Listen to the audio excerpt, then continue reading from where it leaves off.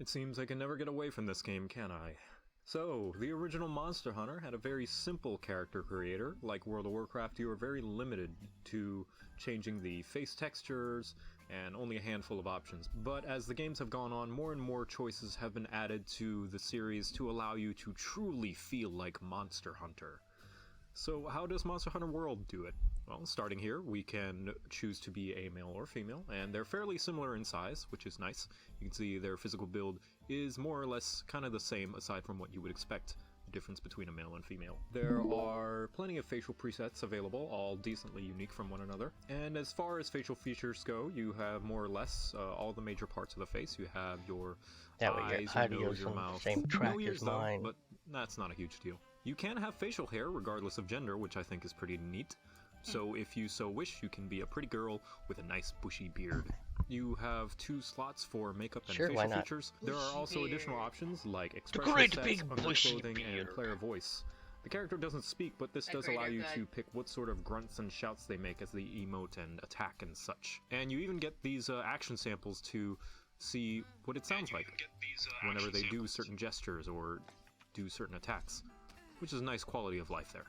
Down here you can preview how the character looks in different lighting and environments, which is nice in case you wanted to see what your character looks like at the nighttime, or if they're out in the day while hunting the monsters. Your character does show up in the cutscenes, which is always nice. Now here's an interesting thing about the character creator. Monster Hunter World allows you 1 free character voucher, which allows you to redo your character for any reason. It'll bring you back to this menu. You can customize them the same way you customize them the first time around. That's more of a luxury than a lot of character creators get nowadays, but it's a shame that you only get 1 and have to purchase any additional vouchers. Honestly, of the many ways to monetize a fully priced game post-launch, this is one of the least egregious.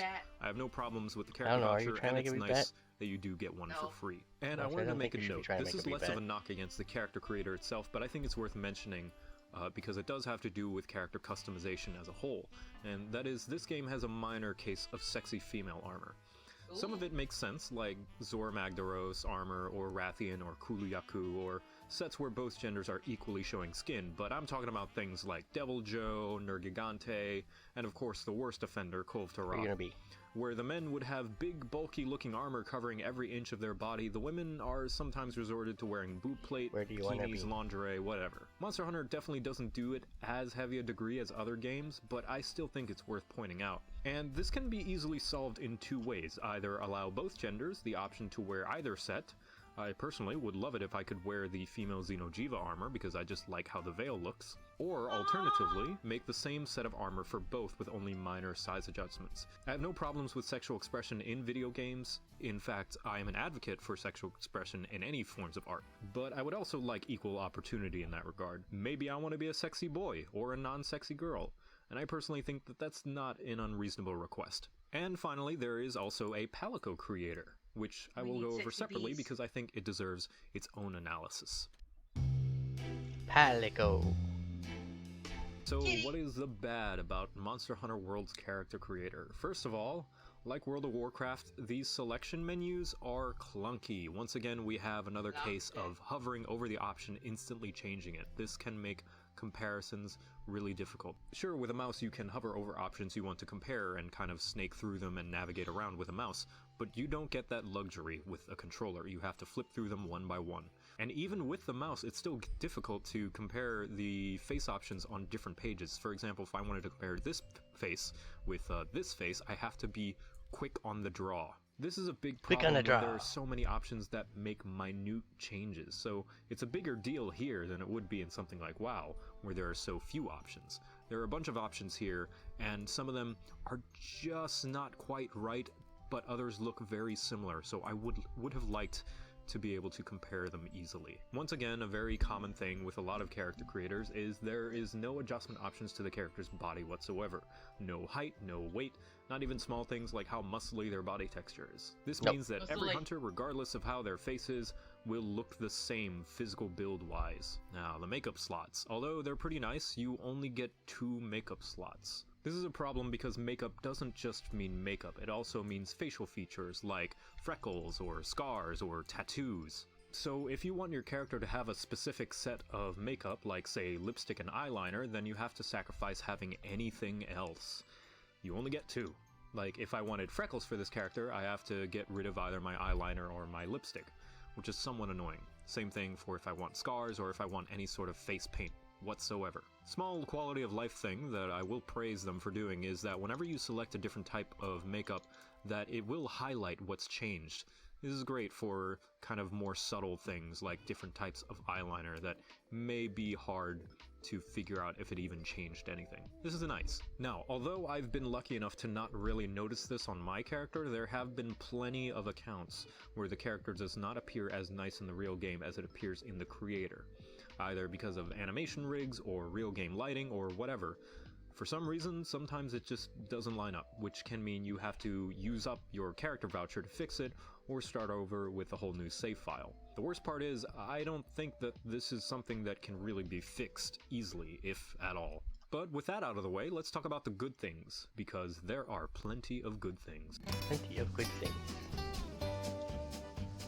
First off, there are so many options. You get tons of options for everything. Tons of face shapes, tons of mouths, tons of hairstyles, tons of eyes, tons of noses. It's just a crazy good amount of variety. I get several pages of different noses alone. Look at that. And they come in all kinds of shapes and sizes. Monster. This is great. Crazy monster, But it doesn't lots just of stop noses. there are also additional adjustment sliders for every option I just listed. So for skin color, you not only have a set of preset skin colors, you have a whole skin color wheel. And you have sliders for face complexion and wrinkles. For noses, you get to choose your nose height. For eyes, you can choose their orientation, whether they're high or low, or if they're closer together or further apart. You can adjust eye colors individually, if you so wish. For things that you can color, you get to choose hue, brightness, and saturation. For makeup, you even get the option to choose how glossy or metallic you want it to be. This means you can make yourself look shiny. This is awesome for fine-tuning different selections that may look almost like what you wanted, but if only you could make a slight change to make it perfect. Well, with this, you can. And of course, the quality of the character is fantastic. This is among one of the prettiest character creators I've seen. The mesh is nice, the textures are extremely detailed and high quality, and oh my god, the hair. I'm a stickler for hair quality and design in games, and when they don't look good, it is constantly bothering me. But this hair looks incredible. And bonus points, although I can't show it here because I guess I forgot to download it, you can have the same hairstyles as the NPCs for free. And finally, the additional options like underclothing and facial expressions and voice are just a cherry on top. It's nice enough to have all of these general options to make your hunter truly yours, but the fact that Capcom went the extra mile to give your character the extra little touch is very nice and great at making you feel like this character is an actual character in the world, even if they are a blank slate. Conclusion: a huge variety of face options make for a huge variety of looks, and no matter what, your character will always look amazing, even if they're ugly. Yeah. And now on to the Palico creator. Starting with Freedom Unite, the Monster Hunter games allowed you to have a cat companion that would fight along your side, also known as a Palico. The franchise has allowed you to customize these little critters more and more with each entry, so let's see how World does it. Just like the Hunter, you get a handful of presets. You can change the cat's fur, pattern, eyes, ears, tail, voice, all that good stuff. You can change the Palico's fur color as well as 3 colors on their fur pattern for a combined 4 different colors at once. Colors are fully customizable, just like the Hunter, with additional brightness and saturation sliders, so you don't have to stick with just the preset colors they give you. And although you should never talk poorly about a cat, I'm about to tell you what's bad about this character creator. The options are very limited, especially compared to the Hunter. Now, having less options is to be expected, but I feel like you could have had a few more, like maybe a couple of more patterns, or maybe a couple of more ear types, or voices, or tails. As it is, it feels a little lacking. You also don't get the additional sliders that the Hunter has. Sure, you have fur, length, and thickness, but for things like the eyes, you can't adjust their orientation or size. For the ears, same thing. Tail, same thing. Maybe perhaps I wanted this thick fluffy tail, but I also wanted to be longer. Well, I can't do that. It's a shame when you can make all these additional adjustments for the hunter, but not your Palico. It'd be nicer if you could make those further adjustments just to make up for the fact that your options are very limited. Like being able to rotate or position or resize the fur pattern. That would allow these 4 patterns you get to go a long way in how different they can be instead of just color. Like, imagine if I could take this pattern and rotate it to orient it to where the stripe is horizontal across the legs. And although this is just the nature of the game, your initial customization for your Palico is a little bit undermined by the gear they're going to wear, many of which is going to cover up your hard work in making the perfect cat companion. The hunters don't have this problem because of layered armor, this game's version of transmogrification, and the ability to hide your helmet. Palicos don't get that option, and their gear progression is a lot more linear compared to the hunters. Which means once people figure out what the best armor is for the Palico, a lot of them are going to be wearing the same thing online. Now, what about the good? Well, first and foremost,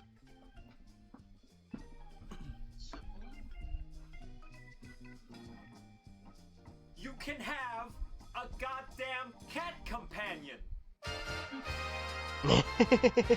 any game that allows you to customize a companion character from the ground up gets a gold star in my book, and this one is awesome because you get an adorable fucking cat! The Palico creator has achieved something very special in that every person's first reaction to it is universally positive. I get to make a kitty? Palico. Oh my god. Game of the year. Now I get to make my cat! And why wouldn't it be? Look at this guy. That was Look at his Taco. eyes. For what limited options you do have, it is fairly competent at recreating any real cat you may have. So all you cat owners out there, you get to hunt dragons and dinosaurs with your furry little friends. And just like the hunter, the presentation is once again fantastic. The model looks good, especially the fur. And the design of this cute little piece of shit just makes me want to jump out of my apartment window with how adorable he is. Conclusion. Sure, it's limited, but how many games allow you to make a custom, adorable fighting cat companion? And how many of them look this good? 12. This has been Character Oh. Creator Critique. Be sure That to was vote the on which hypothetical. game's character creator should be critiqued next. And I'll see you then. Game of the year, like they said.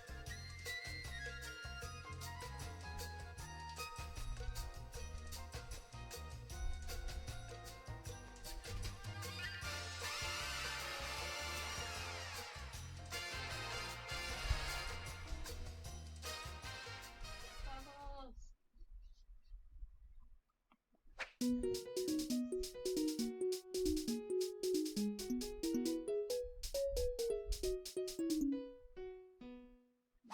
Dark Souls 3, as you would guess, is the third installment in the Dark Souls franchise. This one's character creator takes more points from the first Dark Souls rather than the second, which could be considered an entirely different character creator compared to how similar 1 and 3 are. I don't really have a point with these info dump intros. I just feel as though I need to say something before I start talking about points. Anyway, your starting options are gender, you can be male or female, age, interestingly enough, which changes your character's all-around skin complexion and body type ever so slightly. You get a starting class, which is not exactly a class in the traditional RPG sense, but rather a set of starting stats. There is nothing that one class can do that others couldn't do with just a few level ups, but this does allow you to customize kind of how you start the game off and how you play it. You also get a choice of a handful of burial gifts, as you do with every Souls game. These are very minorly influential consumables that you start with. It's just another minor thing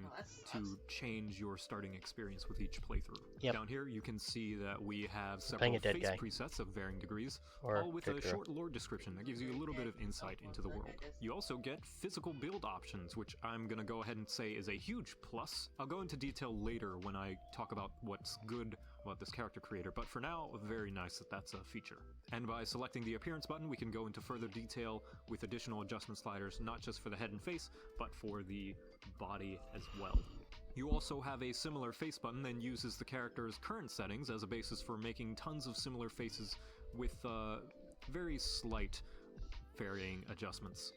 And to top it all off, you also have the option to save or load any design options that you've made, just in case if you want to use any of your own presets instead of the ones that the game gives you, or if you accidentally stumble upon a design that you really like and you want to be able to use it for another save file in the future. So the bad. I'm sure a lot of people are sick of hearing me complain about menus by now, but Yes. navigating this Shut up. thing with a mouse and keyboard is a nightmare. First of all, the game does not show you PC button prompts, only on the controller. This means that the menu takes a little bit of getting used to and finicking around to figure out what the hotkeys are. For example, I didn't know what the buttons for confirm and back are. I just had to mess around with the keys until I figured out what it was. I didn't know that the F key is to switch the view on the character. I had to press every button to figure out what that was. It would be nice if they put little button prompts at the bottom if you were using keyboard Go into your and mouse. settings and look at the This key means binding. the menus take some getting used to, which every Lazy. graphic designer knows should never be the case. A good menu means you can get used to it in a second. A great menu means you never have to, because you instantly understand it. And learning that in order to make major adjustments by 10s instead of 1s by holding down Shift and pressing the arrow keys together is not something you would instantly understand without a button prompt, which is absent. Even with going back and forth, if you don't know what the hotkeys are, which I certainly didn't, you have to right-click and then pick the option that you want. You can't even rotate the character by clicking and dragging. No, you have to press these individual buttons down here. You either have to click the arrows at the end or press the arrow keys on your keyboard. Just let me click and drag the little icon, it's right there! Overall, just figuring out how to use this menu and just the act of using it with a mouse and keyboard is frustrating. And yes, I know, you could use a controller, but you have to understand that not everyone can, nor does everyone want to. And that's not even mentioning the fact that this character Everybody creator can vote. also suffers from the hovering over a selection instantly selects it, making comparisons difficult syndrome. But the menus are rough to use. Next up, the options are liars and will oftentimes affect multiple parts of a character at once, not just what they say. For example, for nose size, pushing the slider closer to the wide part will enlarge the eyes, lengthen the nose, and lower the height of the mouth. That is way more than just nose size. And pushing it towards the narrow section will widen the jaw, shorten the nose, and shrink the eyes and raise the mouth. What? This mouth occlusion also affects the chin depth. This nostril slant actually affects the nose tip, and nostril size widens the mouth. And does nasal size change the mouth to look greener? This makes it really finicky and way more time consuming than it should be to make the perfect face for your character, because when adjusting these sliders, you never know if they're going to make a change that's so subtle that you have And to then mess you with never 3 see your other face. sliders to notice it. Yeah, and then or you're always wearing a something helmet, so so it doesn't wild matter. and face changing that it will completely destroy your carefully crafted Ashen one. I could go more into how messy just the act of customizing your character is in Dark Souls 3's character creator, but you get the idea. And finally, a minor negative that's one of 2 parts. The first part will be in the bad, the second part will be in the good. I personally don't think this character creator looks very good. Just looking at the presets, they all look pretty derpy and kinda gross. Especially the hair. I said in the Monster Hunter video that I'm a stickler for hair in character creators. And this hurts me. This is pretty bad. You get 24 options and they all look... ugh. Same with the facial hair, it looks really messy and in need of a trim or some kind of combing. That is the grossest beard I've ever seen. Now I know someone out there is going to make the excuse that it's meant to be that way, and that the world of Dark Souls is supposed to be a depressing and dreary place, and that a pretty character would mess up with the tone of that fantasy. And I disagree for 2 reasons. First of all, because you can make a pretty character given enough time, and also because you can make a monstrosity like this. And I don't know about you, and although this is pretty terrifying, I don't think this really keeps in the tone of the game either. Say what you want about, oh, they're meant to be ugly. I don't know that this is what you really mean by that.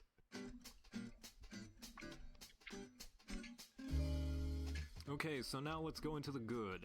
I feel as though those that have played this game already know what some of the positives are. Now, I mentioned before that you can change your character's size in this game. You can be skinny or fat or anything in between. And not just that, you can pick and choose in what ways your character is skinny or fat. If you want a huge lower body but a small upper body, you can. If you want tiny legs and thick arms, you can. A couple of people on the Monster Hunter video mentioned problems with being able to change your body size, needing new animations or to adjust equipment to fit the character, to which I present Dark Souls. The equipment scales with your body type. Look at that. Animations, weapons, telegraphs, hitboxes, equipment, gameplay, all unaffected by the character's size. This is awesome. Now, I said it is difficult to make a nice looking character, but I didn't say it was impossible. You just have to spend a lot of time flipping through menus. And this is a positive because you essentially have control over nearly every inch of the face. Very finicky control, but control nonetheless.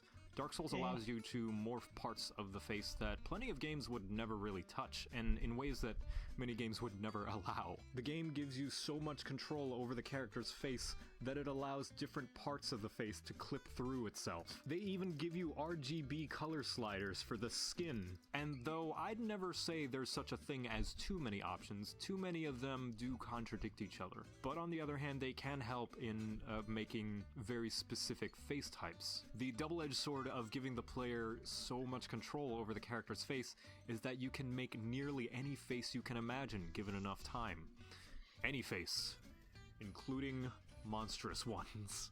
And I cite this as a positive because it is incredibly entertaining to traverse through this desolate wasteland with serious characters and a serious story while looking like something out of a bootleg Muppets show.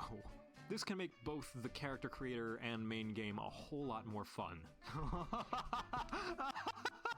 Oh my god. Give me a kiss. Here, come here, give me a kiss. But hey, maybe you don't want to sit through all the menus pushing all the sliders all over the place. Well, have I got news for you. The similar face option is great for all you artists who want their own horrifying monstrosity, but just want to sit back and leave things up to fate. All you gotta do, select similar face, and look at all these face options that you can pick. A minor nitpick about this is that if you are trying to use this option legitimately for like your pretty character or your handsome character, as soon as you hit that similar face option, your character's face is forever changed to one of these selections, even if you hit back. And there's no undo option, so that's a little bit annoying. So if you accidentally hit similar face, you are stuck with one of these options. But yes, the similar face feature is great, and just to illustrate how great it is, we're gonna just randomize this poor boy's face a bunch of times and see where we end up.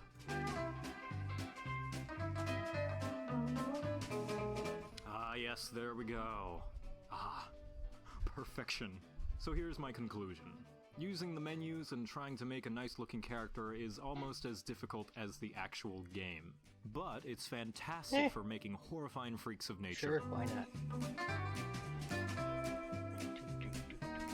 This has been Character Creator Critique. Be sure to vote which— Shut up, bitch, this is my show now! What? How did you get here? Oh, I see how it is. I come in, bless you with the greatest video series that's ever graced the internet, and then once it's done, you kick me to the curb? Well, guess what, you milk-drinking hoo-ha. You can't get rid of me that easily. You can't do this. This is my show. Get out of here. You're not welcome here anymore. I hope you've got crutches at the ready, because I'm going to beat all 4 of your cheeks so hard your grandchildren are gonna walk funny. No. Come here.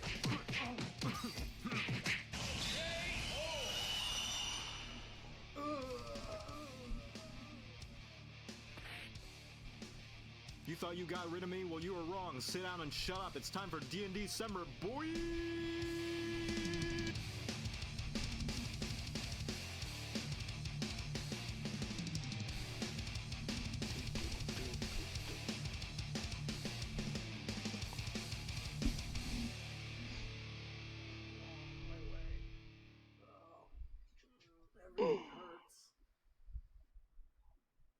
Before the episode starts, I wanted to mention that there is a poll you can vote on for the next Character Creator Critique, and if there's a game you'd like to see that isn't on the list, you can add your own suggestions. Once a character creator has been critiqued, it will be removed from the list, so when voting, be sure to check the CCC playlist to see if your game of choice has not been done yet. Do, do, do, do, do, do, do. I am playing the PC version of Dragon's Dogma Dark Arisen, but from what I can tell, the character creator is identical to the vanilla version of the game. One thing that I think I should point out is that before the character creator, there is a tutorial level that you have to play through before you reach it, and that every time you want to make a new character from a new save, you have to play through the tutorial. I've been told that you can skip it by jumping off of a cliff and dying, which is a hilarious way to skip the tutorial, but if you want to remake your character for any reason, you have to either do that or pay some money in-game currency to an NPC for a one-time use item.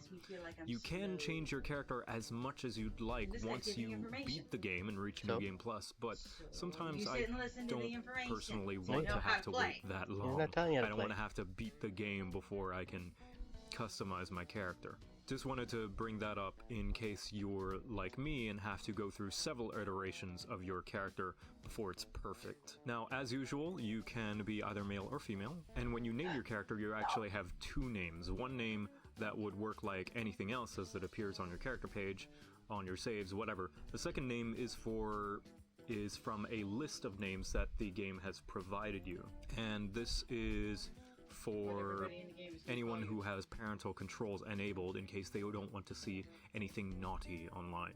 You do have a bunch of presets for bodies and faces, and a set of voices as well, a bunch of them. They actually vary quite a bit in their tone.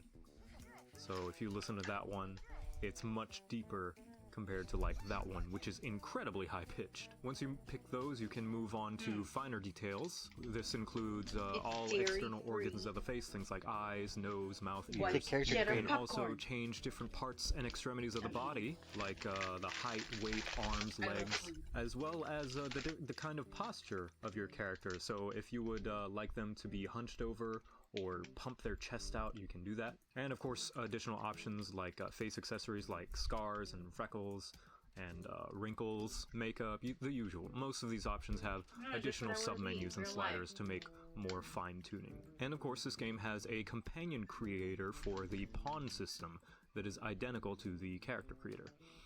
So, what's bad about it? Everything. The most immediate flaw in this character creator is the quality of the character and their assets on a technical level. Now, I said on a technical level. This is not talking about aesthetics of the game or the art design. The character does not look very good. You can see there that the hair quality is very, very rough. The texture resolution on the skin, the clothes, and the hair are ugly. I can practically count how many pixels are there. Look at that. Ugh. Even the shadows have some kind of weird coloring to them. And also some minor things with the menu. We still have the Insta Preview problem with hovering over the selection will instantly preview it on the character, making comparisons difficult. And I don't know why, but for some reason, whenever you pick colors, there's a row of just gray boxes that don't really do anything. And I, for the life of me, cannot figure out why they're there or what they do, if anything. I can't select them, but why are they here? I don't understand.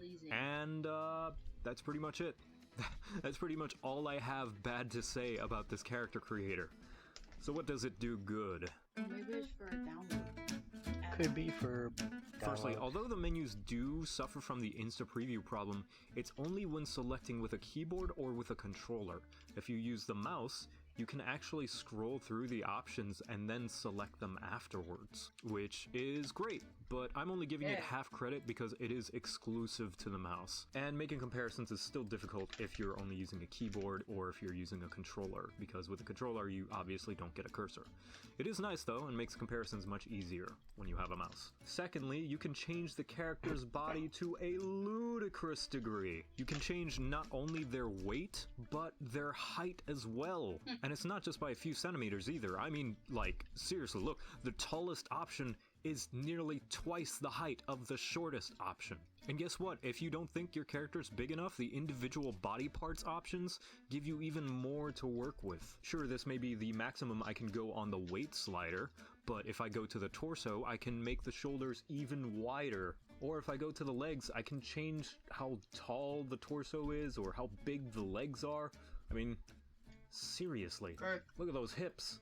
They don't lie.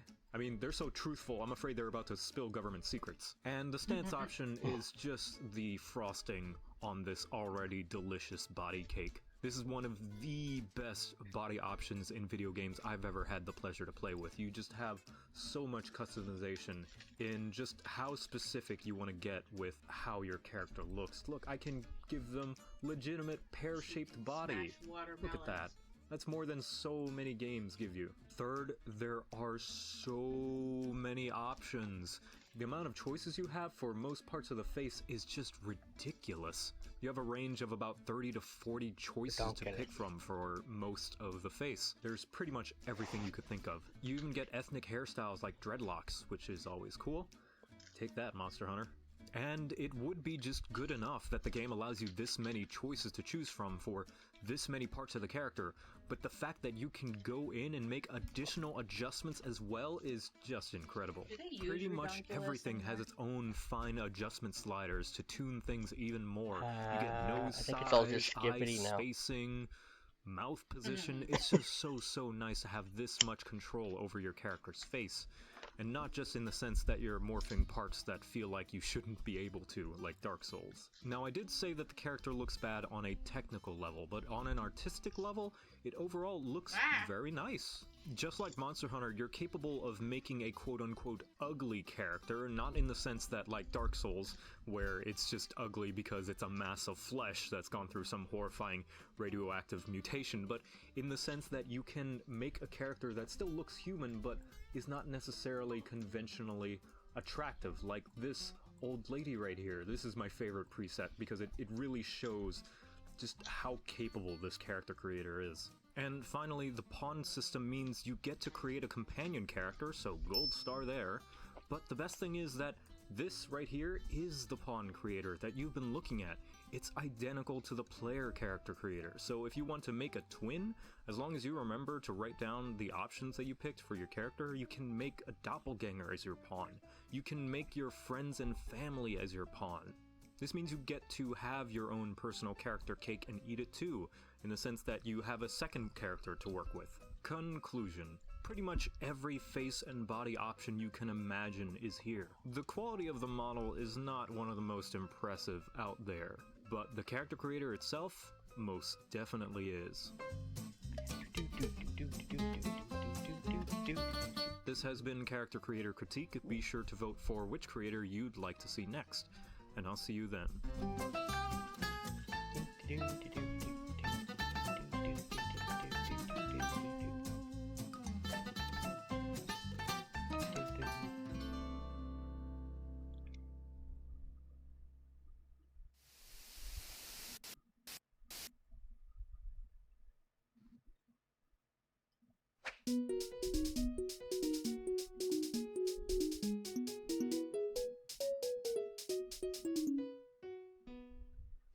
Welcome back to Character Creator Critique. Sorry about the delay. Christmas break was hectic, and I had to wrestle with some crazy maniac in a Wiggler outfit to get my computer back. But today, we're gonna be looking at Final Fantasy XIV. It's a subscription-based MMO based on, you guessed it, the Final Fantasy franchise, and as being an MMO, the character creator is very important. You're going to be running around in this fantasy world where there will be thousands of other players, so you want to be sure that each player has ample tools to set themselves apart. So how does Final Fantasy XIV do it? To start out, you have this very pretty background with some iconic Final Fantasy music playing. If you so wish, you can view the character in various different other locations via the different environments you can select down here at the bottom right. You also get the choice to preview them wearing underwear or typical class gear once you select one, if you so wish, and some posing to see how they look like in motion. Look at that jaunty little dance there, very nice. One constant you will notice throughout the character creator is in the top left there is a paragraph or so lore entry for whatever respective selection you're making. And it's nice for lore nerds who want to read up about all the different types of races, cultures, etc. in this world they are about to spend a copious amount of time in. You have 5 races to choose from: the Hyur, which are basically humans, the Elezen, which are basically elves, the Lalafell, which are potatoes, the Mikote, which are furries, and the Rogadin, which are absolute units. And one additional race, the Aura, that is included in the 4.0 Stormblood expansion. And you can either be male or female for each of them. No gender locks here. And for each race, you also have an additional choice of sub-race, which aside from the Hyur, which you can see here, it's a very slight difference in build. For the other races are, for the most part, a slight reskin with different lore behind them. Like for the Rogadin, if you prefer not to have green skin, you can be red and have this weird Disney animal nose. This gives you a few more options to change up the flavor of your character. For example, I prefer to be a Mikote of the moon, because I really like the moon aesthetically, symbolically, whatever. And I also like the more dull and cold colors for my character because I never grew out of my edgy teenager years. From there, you have a plethora of more fine-tuning options complete with sliders, presets, colors, all that stuff. And if you're lazy, there's a randomize button, so kudos there. And of course, this game also has the problem of previewing items before you select them. But you know what? I think I'm gonna have to get over it because it's more of a minor thing and it's more common in character creators than I would like, so it's really not worth whining about. I'll not bother complaining about the insta-previewing anymore, but I will still praise it when it isn't there. I will say that this game does have the benefit of, if you play with a mouse and keyboard, you can hover over the specific options instead of having to select through them all the time. Something that, if you were playing with a controller, you would have to do, unfortunately. You do have the option to save your appearance as a preset, which is a nice quality of life there if you want to make another character with the same settings for whatever reason. We're just gonna call you Chungus. There we go. There we go. And now I have the Chungus preset. From there, you can select an in-universe birthday for some extra flavor, and the game will give you a real-world equivalent down here, conveniently enough. And also a guardian deity that your character is a patron of, just for a little bit more minor lore and flavor stuff. And after all that, you can select your starting class, of which there are 8. There are additional classes, both combat and non-combat focused, once you start to get further in the game, but for now, you start with these. I think it's worth pointing out that this game does have a transmogrification system for customizing your character's gear called Glamour, which allows you to transmog whatever your gear you like the look of on top of the gear you like the stats of. And also, additionally, you can change your character's entire race and appearance with the use of an item called a Fantasia, which a single one can be earned for free by completing a specific in-game quest, and additional Fantasias can be purchased with real-world cash at the Mog Station store. Let's go over what's bad about this character creator. So the first negative is more of a nitpick because it's kind of minor and subjective, but I still think it's worth pointing out as a negative because I think it's an aspect of character creators and character design in general that the video games industry could do a better job at. Now, although the races are fairly similar in terms of anatomy and body size and shape, there is some pretty unfortunately bad sexual dimorphism with the Aura race. The Rogadin, you could say, suffers as well, but I don't think at the same degree, because especially considering the female Rogadin are still the tallest and buffest out of all the races, which falls in line with the male Rogadin as well. But the Aura, boy, there are some differences, aren't there? Now, I want to be clear that sexual dimorphism is not an inherently bad thing. For those not in the know, sexual dimorphism is the difference between two genders of a particular species, like how lions have manes and lionesses don't. Divinity is a game that shows you that you can have proper sexual dimorphism that isn't simply for the sake of just making sexualized humanoid fantasy races with their lizards, which I will go into more detail once I make a CCC for that game. But meanwhile, in Eorzea, the Aura men are nearly as tall as the Rogadin, fairly built and intimidating, but the women are half their size, dainty, and not nearly as demonic looking. For the first few weeks of playing this game, I actually mistook Mikote and Aura girls for each other because they look so similar. Like I said, sexual dimorphism is not an inherently bad thing. You can either do it well or you can do it poorly. And this, in my opinion, is bad sexual dimorphism because of the crazy juxtaposition between the two genders. And I personally believe that it'd feel less so if they were closer in design to one another, either with the females being tall, toned, and riddled with cranial projections like the males, or the males being small, cute, and dainty anime characters like the females. And yes, it's acknowledged and justified in the lore, but just because it is, doesn't make it any less silly. Making a justification for how a character looks is easy. Making a good justification, however, is hard. It's okay, they justify it. She breathes through her skin, so she has to look that way. It makes sense. You just don't get it. Or you could go the Yokotaro route and just admit that you wanted to make sexy characters, because then at least it'll be honest. On the bright side, it is only apparent with this one It's race Squaresoft. as the Of others course you don't just wanna make suffer sexy the same characters. issue. Sexy characters. The Rogadin could use a little work though. The next unfortunate mark is that the options for a lot of your selection is limited. The kinds of options that you do get vary somewhat between races, like how Mikote get to choose their tails or how Aura get to choose their draconic growths, but you still only get a handful of very similar looking options. So face shape wise, it's a lot of very subtle changes that you're not really going to notice unless you look really, really close and make some comparisons. And just like Dragon's Dogma, those are my only two gripes with this character creator. A single negative and a nitpick. So what's good? Good. Yay. Right off the bat, the first thing you'll notice is this character creator looks very nice. This is a great looking character aesthetically, which is a marvel considering it's an MMO where there has to be a lot of sacrifices made in order to make it actually freaking work. In fact, you can still tell there are some corners being cut to save on resources with how low resolution some of the textures are, but it's not the hugest deal when the art style can push past it so well. And that may just be because I'm biased. I do personally like the pseudo-anime art style of the characters, which I know some people, it's not gonna be their cup of tea. I like how many colors you have for the options that allow it. A lot I of like people don't that like the tea. options are not obnoxiously overly designed, as tends to be sometimes with fantasy games. I love the hairstyles in this game. I love how many there are and how many of them look fantastic. I like how the Rogadin, this world's equivalent of orcs, doesn't come across as a savage, monstrous creature.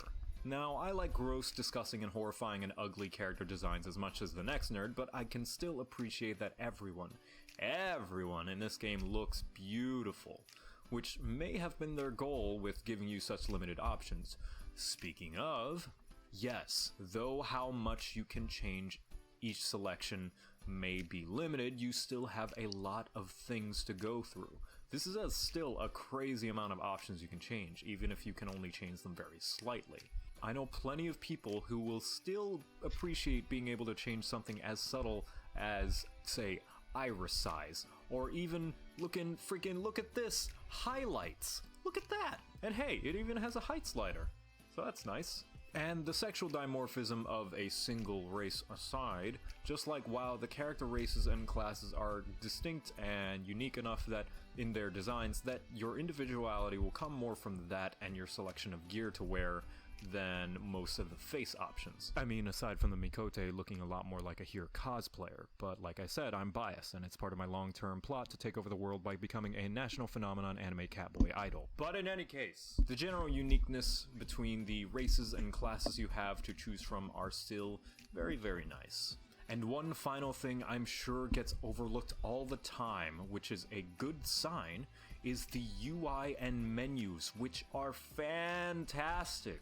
It's clear as day, never gets in the way of creating your character, everything is laid out perfectly, and it's easy to navigate. No nonsensical graphics or animations here, just a well-contrasted legible typeface and a slight vignette that means it will never be lost or mixed in with the background.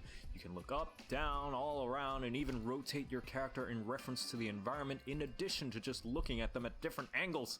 Navigating and adjusting and just generally using this character creator is smooth as silk. And I don't think the UI designers who made these slick as hell menus get enough credit, so props to them there. Conclusionado, a bunch of options that don't go much deeper than subtle changes, but a bunch of options nonetheless. Everything is gorgeous, including the characters and the menus. And I can be a cute anime catboy in a male bunny suit. Ooh yeah, that's some nice equality right there.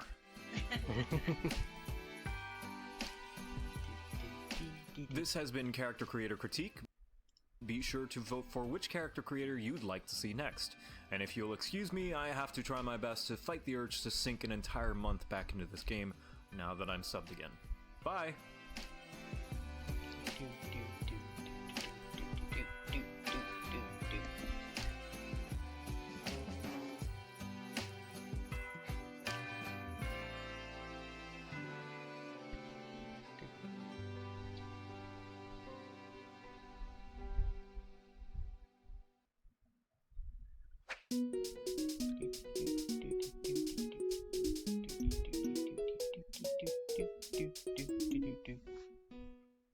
So I know Black Desert Online is supposed to be up next, but its character creator is so packed that I need a little bit more time, and also, other videos need work as well as school and a bunch of other things. You understand. Meanwhile, here is Divinity 2, an isometric RPG, one that is lauded for its incredible amount of choice in the actual game. But how is its character creator? Note that I am only critiquing the vanilla definitive edition of the game. Now, that means no mods. No doubt there are some negatives that I will point out that can be alleviated by installing certain mods.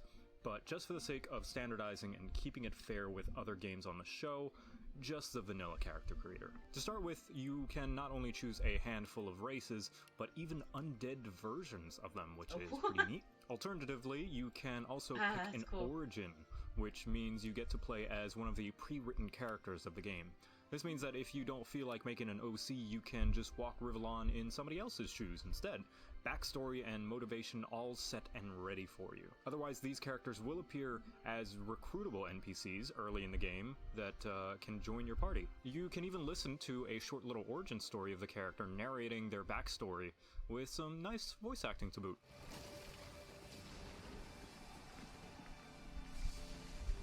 Once I was a crusader for the Divine Order. I pledged my life to Lucian the Divine. That took an arrow to the knee. The war changed everything. And after you select But your war race never or changes. origin, you can pick a build preset. Now, this is not a class in the traditional sense, but rather a set of skill points distributed for you. And I'll go into that later once we go into the presets. But still, this is here for anyone who just wants to find a nice pre-made set of skills without having to really delve too much into it. After that, you have some appearance options, each one having around a handful of selections to choose from depending on the race and gender. Then there is a presets page. This is for anyone who wants to do any additional fine-tuning to their character's attributes and skills. For example, let's say I wanted to play a more roguish, sneaky, backstabby kind of character with healing abilities. That's an odd combination, but whatever, we don't judge here. But then, when I scroll through the presets, there isn't a preset build that combines those two things. Well, if I so wish, I can go into the abilities and pick Scoundrel and Hydrosophist? Whatever, the water skill. Or, say, if I see there's a preset called Battle Mage, but I really want some fire skills. Well, then I can go to Abilities and swap out Aerothurge for something like Pyrokinetic. And from there you can select skills from a pool that are available from selecting those skills. You may need some time experimenting in the actual game or reading up on a wiki to figure out more in depth what each of these abilities actually give you in terms of skills, since there are a lot of them and there's a lot that each one does. There are also these things called civil abilities for the less combat-oriented portions of the game, like Persuasion during dialogue, Lore Master for identifying items, Thievery for pickpocketing and trap disarming, all that good role-playing game stuff. Next is Talents, which you get one to start with and gain more additional talents as you level up, and these are additional passive abilities that can change the way you play fundamentally. For example, let's say I pick Torturer, which enhances the abilities of status effects. Then maybe I want to start learning a lot of status skills to really capitalize on that. Or, say if I want to go it alone, or just with one other party member, I can pick Lone Wolf, which will make me much stronger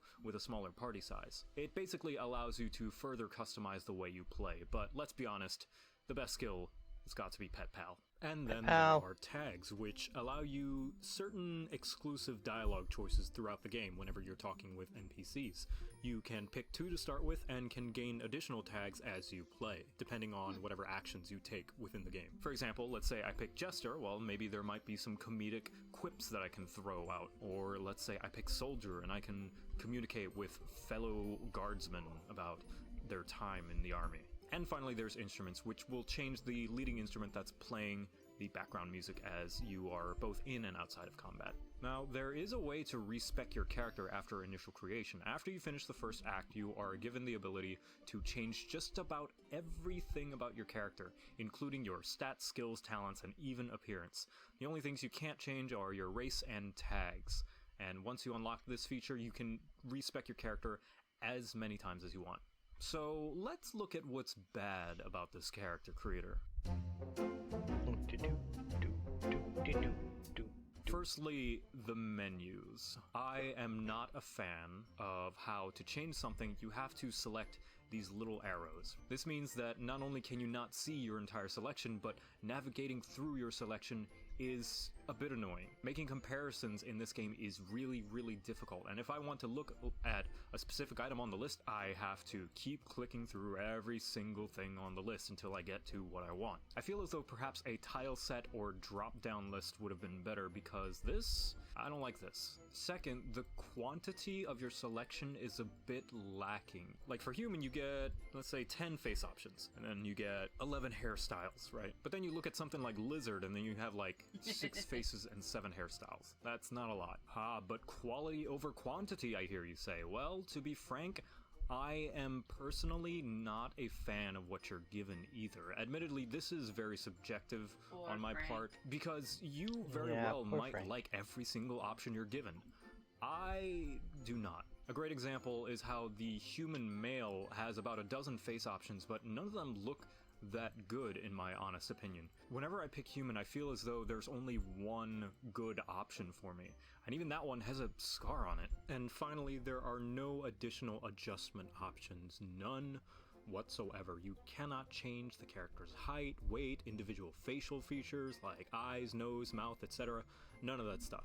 Much like World of Warcraft, the face option determines everything about the face. Every single body of a given race is the exact same. That's always a bit unfortunate when someone like me who likes to play human male as a sort of self-insert has to deal with the fact that a lot of the armor is going to make me look a little bit bulky.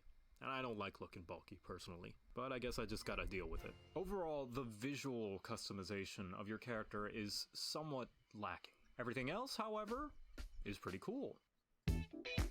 Good. Just to go in order, firstly, the Origins feature I think is really, really cool. You get to play as any of these fleshed out characters, and each one is unique in their own way. Some may be a little bit weaker than others comparatively, but every single one of them has something unique to offer in terms of character. And having these origin story things is just the cherry on top. Next, preferences of face and hairstyle selections aside, the actual design and quality of these models is really nice, especially considering this is an isometric game and the camera is going to be fairly zoomed out most of the time. There's a decent amount of detail here and there, and a nice variety of good-looking armors and weapon styles. And some minor praise here, kind of the opposite of a nitpick. I really, really appreciate the designs of the elves, lizards, and undead. I can't say, in all honesty, that these races are the most original or that there is a huge variety even with the undead versions, but playing as a skeleton is pretty freaking cool. And it's not just appearance either, there are fundamental gameplay changes for picking an undead. People will freak out if they see you without some sort of disguise, healing effects will actually hurt you, poison effects will heal you, you can fall flat on your face and play dead. It's really neat. As for the elves, these are the most unique looking elves I've seen in a video game. They're not just tall humans with big pointy ears, they're really tall humans with voodoo cannibal magic and weird rib cages and ridiculously long necks. They actually look like an entirely different species from humans. Even their equipment is worn completely differently. And even though this looks like there's a lot of skin being shown for the girl, it is unisex. Hell yeah, equality. But the race I appreciate the most has got to be the lizards.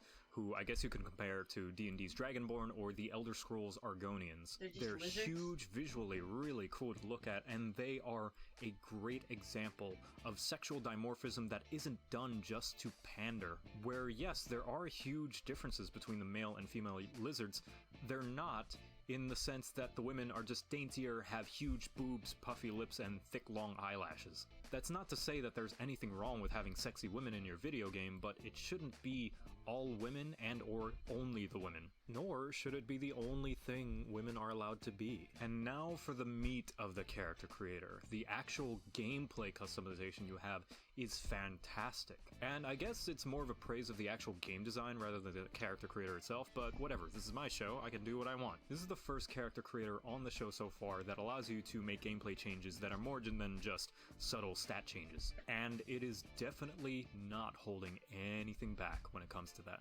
You can choose to be an earthbending ninja, or a tanking necromancer, or summon an army of totems who shoot at people while growing wings and flying around the map.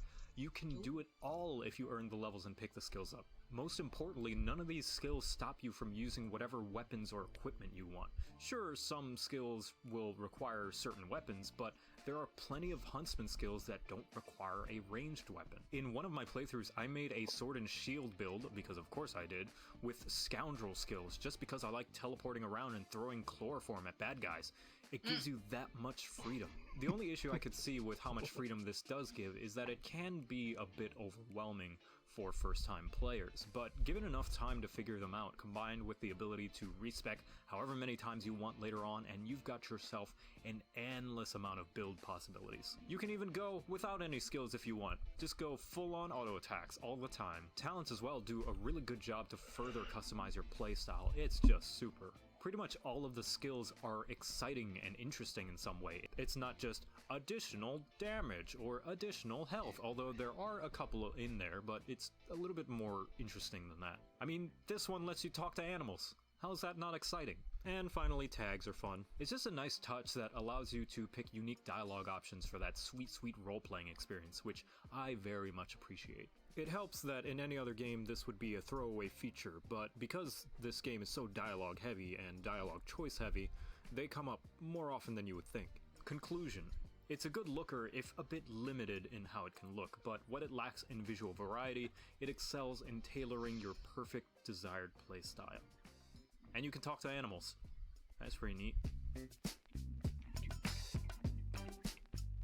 This has been Character Creator Critique. Be sure to vote for which character creator you would like critiqued next. I'll see you then. That means if they could talk to us. Yes. Bzz, bzz, Buzz buzz. bzz, bzz.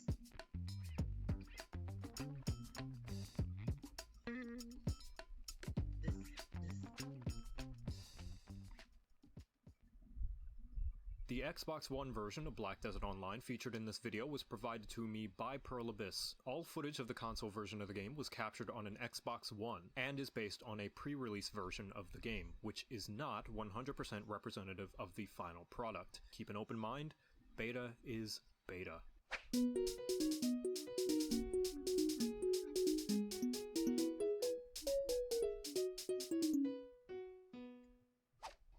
So, this was a long time coming, for good reason. Black Desert Online, Shiny. an MMO that no doubt you've heard of. One that many say has one of the, if not the, most in-depth and customizable character creators to date. As you can see here, Pearl Abyss was kind enough to allow me an early look at the upcoming Xbox One version of the game, which has some differences with the PC version. There aren't that many, but I will address them when necessary. To start off, you get to pick a class, the console version of which has 6 so far, and the PC version having 17 at the time of recording. I'm willing to guess that the console version will receive the rest of the classes as time goes on, but don't quote me on that. I don't have insider knowledge and am just taking a shot in the dark. These classes not only determine your playstyle and role and whatever else MMORPG classes tend to entail, but they also serve as visual presets, as Red each Bull one of them gave her wings. has a different set of face, body, and other options, some to a heavier degree than others. From there we can start customizing our character. In terms of appearance, we have Star hair, Boy. face, body, and voice. For the hair options, you get around 15 per class. Some have more, some have less. And you can change certain things like the hair length and shape and curliness depending on which style of the hair. Certain hairstyles will actually allow you to adjust certain sections of the hair in case you wanted to flow in a certain direction or anything like that. You can also color individual parts of the hair, like the tips and the roots, as well as adjusting how shiny or curly it all is. Like hair, you have different face options depending on what class you picked. For example, this wizard has an old man preset in case you wanted to look like an old man. Then you have skin color complete with strange colors and a shine slider, facial hair of varying degrees, and the big one, face shape.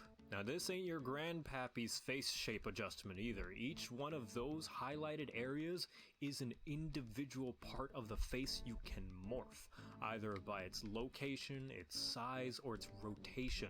You can either go in and fidget with it by hand, or for the more methodical of you, there is a set of sliders that you can use to make more precise adjustments. You can even enable or disable symmetry if you want to give your character a non-symmetrical face. And also some nice quality of life is that you can lift the hair or remove the highlights if they're in the way of your adjustments. From there, you have what you would expect from an MMO, except with a little bit more customization. Some additional options for things like individual irises and pupils, makeup, tattoos, wrinkles, and even a standby expression Sprinkles. for what face you want your character to make while they are idle. And nearly every one of those options has additional adjustment I sliders. thought it was And now chocolate onto sprinkles. body. For shape, just like the face, you have Yeah, I like individual food. control over the length, width, and depth of various different parts of the arms, Again, legs, thigh, that belly, wasn't chest, obvious. just about everything. Or you could also edit the body with these more general sliders if you don't feel like doing all the individual body morphing ordeal. You have some extra things like muscle tone and tattoos, and this is interesting, a posing feature for if you want to pose the character for whatever reason, maybe for screenshots or something. Oh my. And you can change your character's voice and pitch, and along with some previews via emotes and attacks and stuff. So far, the console version only seems to have one voice for each of the 6 classes. Not sure if they plan on adding more or not. You No. can pick a horoscope for flavor and backstory reasons. Then Just you can because. preview the character in different poses, presumably poses that they can and will take as you play the game, and you can try on different sets of equipment that sort of gives you an idea of what the class wears. Anything from practical to impractical to stylish to not so stylish. And lastly, there's the Beauty album, which allows you to browse, upload, and download created characters to and from the online gallery. So say you have made a character you are particularly proud of, you can post it online for the entire world to see and use if they so wish. Or if you don't feel like doing all these fine-tuning adjustments or whatever, you can download a community-made character for yourself. Quick detour, the PC version of the game has the option of applying the most popular settings of the class you picked. So if you're interested in seeing what everyone else is looking like, you can roll the dice and see what great and or questionable creations the community has made. There is the option to change your character's appearance after the initial creation via the appearance change coupon, which can be purchased with the game's premium currency, i.e. real-world cash. You can either buy a single-use coupon or a slightly more expensive 30-day coupon, which allows you unlimited appearance changes until the time is up. Alternatively, you can save up loyalty points to spend on one, or snag one from the in-game marketplace if you don't feel like forking over extra cash. Whew! Alrighty, let's tackle this behemoth with the bad first. Take a shot, everybody, because I'm gonna complain about the UI. Both the console and PC versions suffer from some minor UI annoyances. Dr. For the Pepper. console version, anytime you cancel out of a submenu, it always places the selector at the top of the list. every time. So let's say I scroll down to makeup, and then I pick some things, some lipstick, you know, some eyeliner, and then I exit out. It puts it back at the top on face type, and it does this every time. So say you're trying to flip through these menus really quickly, you're gonna have to scroll down through them over and over again instead of simply leaving it where you last were. Also, the sliders move a little bit too slow for my liking. They do accelerate as you continuously adjust, but it just takes a tad too long in my opinion. What else is, when adjusting the individual parts of the body, it gets a little bit finicky when you're trying to select things. I guess it's the nature of making selections with the joystick, but it's kind of hard to pick between different parts. Flicking the stick in a certain direction may not always select the portion It's a in flesh that wound? direction. It's kind of inconsistent and takes way too much to get used to, and it's hard to tell where it's going to go. Perhaps giving the user a cursor instead would fix this problem, because luckily the PC version doesn't have either of those issues since you're using a mouse, but instead it has a different, slightly less annoying one. When using the mouse to move and adjust parts of the character, if you accidentally hover over a window while clicking the mouse button down and pulling it down and adjusting, you will grab onto said window and start We moving are it watching around. Joe This Cat can get doing really his frustrating when you're character simply trying to creator move the different critiques. parts of the character around, and you keep selecting these windows, which can obstruct your vision while adjusting. These might seem like minor issues, but I am considering this is joined such today an in-depth by and Bumblebee. heavy-duty character, Bumblebee. you're going to be spending a lot of time in it, so the minor things She's up in add the up corner. quickly the longer Hiding. and more often you have to deal with them. But the Trying to biggest stay issue off the of all for screen. me is that the classes are gender locked. Not only that, certain body types are class locked. I know, it's just natural and expected for a lot of Korean MMOs Golden to have underscore gender streamer locked classes, says, but I've "Could I never get a seen vacation?" any benefit to it. Some may note that there are equivalent classes for both genders, like how the wizard and the witch Need a reaction? are male and What would female you like a equivalents of each other reaction in of? some sense, but that doesn't change the fact that they are still different classes with different skills and abilities. So say that there's a skill with the wizard that I really like that's not available to the witch, but I would much rather play as a woman. There's unfortunately nothing I can do in that regard. I'll just have to compromise in some way. But it doesn't stop there. The appearance options you're given for customizing the character are also dependent on what class you have on top of that. Say there's a hairstyle you really want or face shape you would prefer, Ooh, I like or that heck, one. in the Berserker's case, maybe you don't want this hunched over posture. Or you do, but you would like it on a different class? Too bad, you're stuck with what you're given. Some classes have more hairstyles than streamer others. QTV. The wizard has an old man preset, but the witch doesn't have an old lady preset? In fact, nobody else has an old person preset to speak of, and take as much time combing over each and every option, as much control as it gives you, you can only change the base shape so much without being able to perfectly recreate a face from another class whose appearance you would prefer. Try as you might, but the Berserker's face will never ever look like the fighter's face.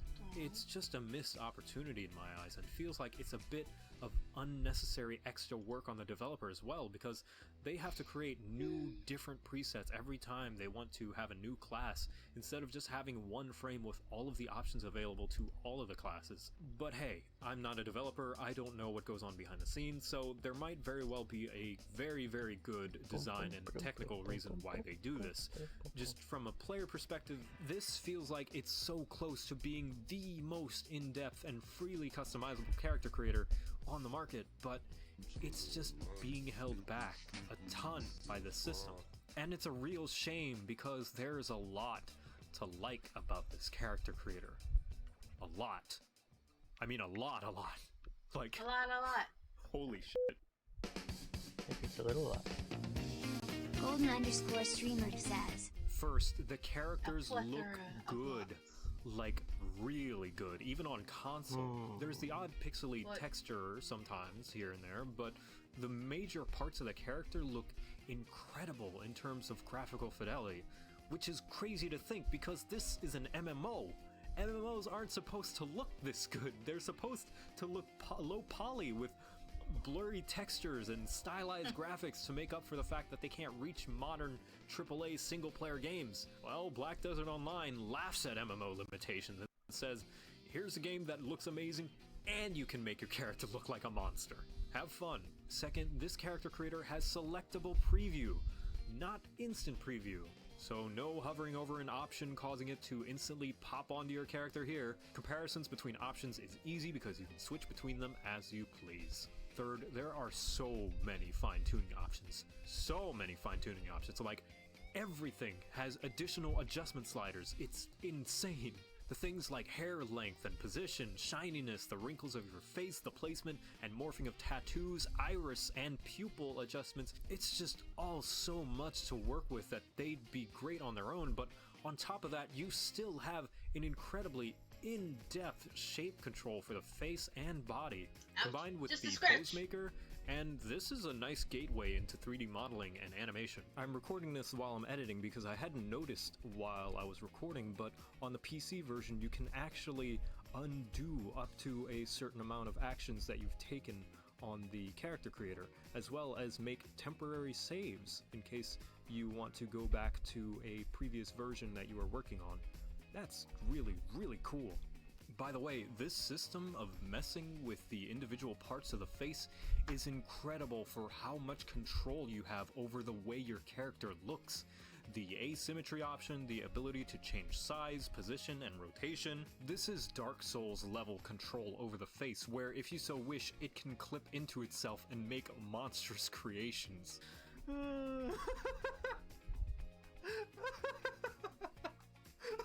Okay. Oh my! The difference being, with this, it's much easier to understand and use and be in control in making those adjustments. I mean, how many games allow you to adjust the earlobe and helix individually, and make an ooh-woo face, and have your eyeball clip outside of your eyelid? And it was all on purpose. But it doesn't just stop there, no. They took this system and applied it to the body as well. You can change individual parts of the body to be skinny or chunky as you want. It's not exactly fat, but it's leagues ahead of what most character creators give you by a long shot. I don't know how Pearl Abyss managed to do it, but they made possibly the most adjustable and customizable body options in a video game. Certainly the most control over them at the very least. And yes, there is a butt slider. And finally, the flip side of the gender locked classes is that though these all act as individual presets that are exclusive to that class and gender, they are still each one of them individual unique presets. So if you don't care about the classes being locked behind them, then you can see this as each one being their own canvas with unique options. And with that in mind, it does mean that you do have so much to mess with. Enough time and experimentation and you will find your perfect look in this game. And you know what? If you don't have the time or will to do so, this beauty album and online gallery feature is fantastic. There are so many talented players out there that can make so many good looking characters that if you give it the time, you can find one that suits your liking. Conclusion. The gender-locked classes and class-locked body and face frames hold it back from being truly the most in-depth and customizable character creator. Guess we'll just have to settle for amazing face, body, and fine detail adjustments with the ability to go into overwhelming amounts of player control. This has been Character Creator Critique. Be sure to vote for which character creator you would like to see next. Oh, and happy Valentine's Day. Happy Valentine's Day. Will you be my Valentine? Sure. Yay! Mew.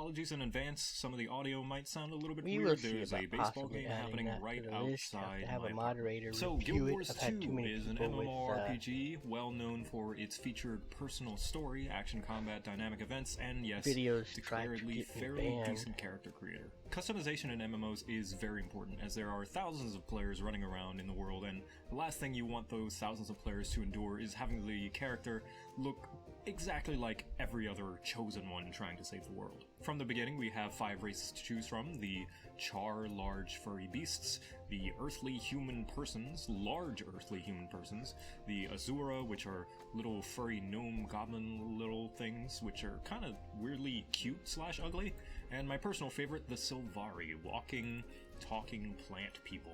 None of the races are gender locked, and neither are the classes, of which there are 9 after you select your race, and they're even nicely organized into tanky, dexy, and casty groups. Interesting note is that these classes are not tied down to a single weapon, unlike most MMOs.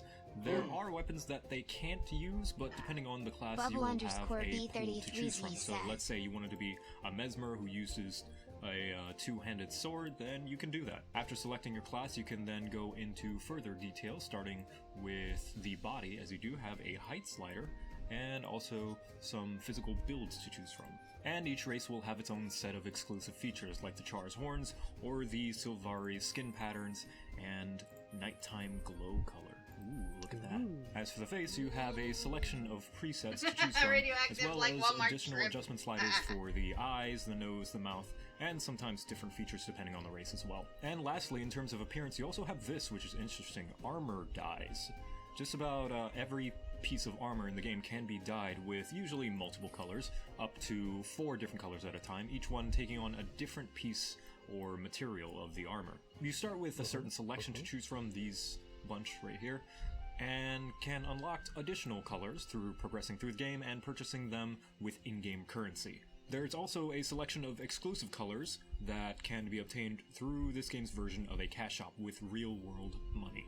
Once that's all done, we then have the personal story portion, where you get to pick and choose different parts of your character's backstory and personality depending on their race and chosen class. And these choices will actually be reflected in the game's dialogue and dialogue choices occasionally, which is pretty neat. There is a transmog system in the game that allows you to change a set of equipment's looks while retaining its stats, as well as a way to redo your character's appearance completely if you aren't happy with it via the Total Makeover Kit, which can be obtained in a ton of different ways in-game or purchased with real-world cash. However, it does not allow you to change your race or class, but just about everything else. So what's bad? The bad.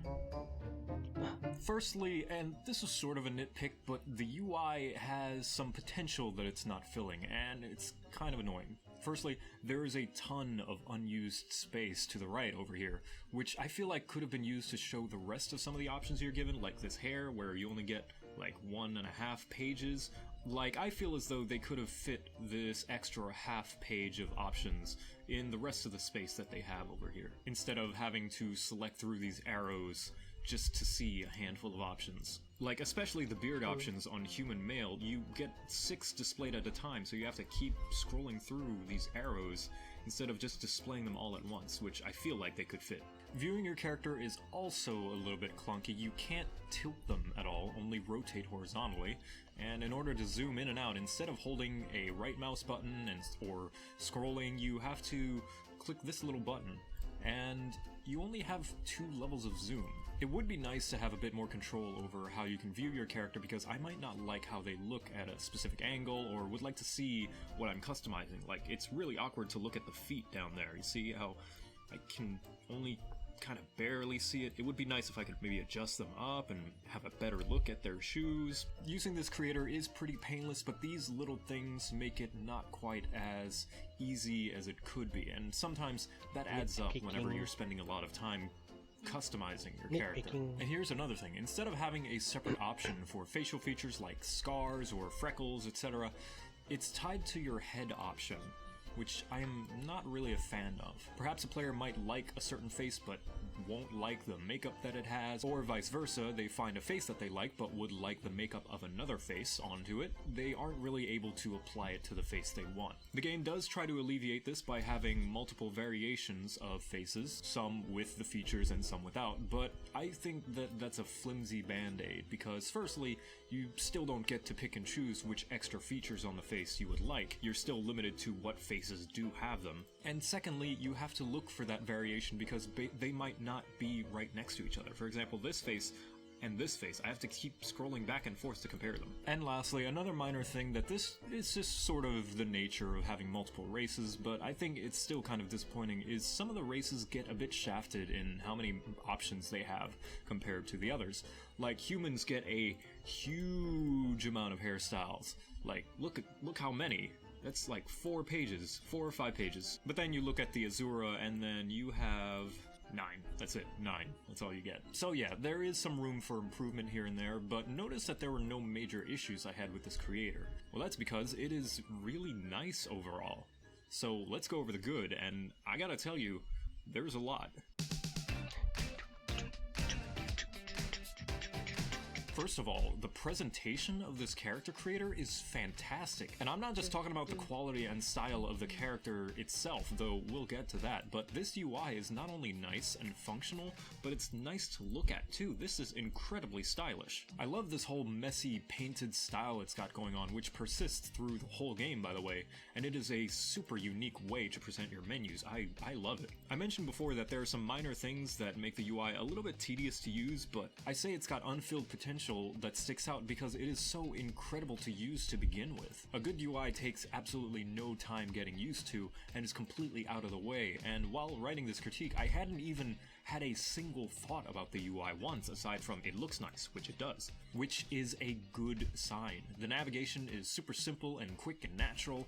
Nothing, aside from having to hit the scroll buttons while selecting your options, feels like a chore to use. Even the amount of sliders you get, which is a lot, they're organized well and nice and right there, just ready for you to use and scroll up and down. And you know what's especially nice? Selectable preview instead of insta preview, which is always appreciated. Next, the non-human races are among the most distinct I've seen in a fantasy setting. Kitty. Sure, we often see fantasy races like these, but they're more often than not NPCs, and you're not able to play Not as so them because sure I about guess the those developers earrings. worry that they'd be too weird or too out there or unbelievable to The play as. horns? Not these, no. These are wacky and The weird cog and things. different and cool, and the Sylvari's skin that can bad glow guy in in the Robots. dark, and can you see why they are my favorite? What's even better is that I gotta say, this is one of the best examples of good sexual I like the dimorphism. nose The twitch. Char are hunched over, big and bulky, and barely a hint of humanoid, not just for the men, but the women and the children too. And the same kind of equality goes for every race.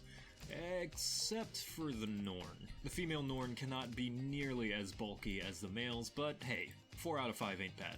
As for how they look, the art style and fidelity of these characters is pretty good as well.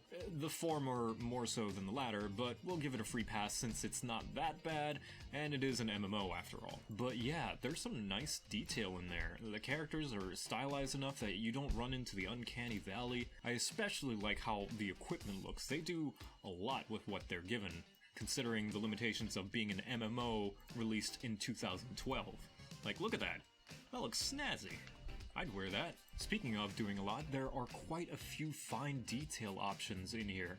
You not only get several body options for different proportions of upper and lower body, you get a height slider. These face sliders, a bunch of colors to work with. There's not a lot to complain about when it comes to how much you can fine-tune your character from its base model. I especially appreciate the armor dye options that are super cool. Occasionally in games, I may like how a piece of equipment looks, but not necessarily like its stats, which is why I love Transmog System. But this takes it a step further and lets you customize said armor's color scheme on top of that. And it even allows you to do it from the very beginning, which is very appreciated. Better yet, it's not just limited to one color. Well, I mean, for some pieces of equipment it is, but for a lot of the armors, it's multiple, up to 4 colors, which I gotta say, that's pretty awesome. And lastly, this whole personal story thing is very neat. I love role-playing in video games, and I love it when games allow you to implement them into the gameplay, which Guild Wars 2 does. CCC is not a game critiquing show, so I will not talk about how well it uses this feature, but from what I've played of the game, it does appear frequently enough that this feels definitely important and plays well into making this character truly custom-tailored to you. I feel like I'm just going through the list of all of this character creator's features and praising each and every one, but that's because it's just that good. Which brings me to the conclusion. It's the jack-of-all-trades character creator. Although it falls short in some areas, it does just about everything you'd want in a creator, at least decently well. And several things other character creators don't even have. The presentation, usability, and bonus features are all great. And it is a personal favorite character creator of mine. This has been Character Creator Critique. Be sure to vote for which character creator you'd like to see next. And I'll see you then.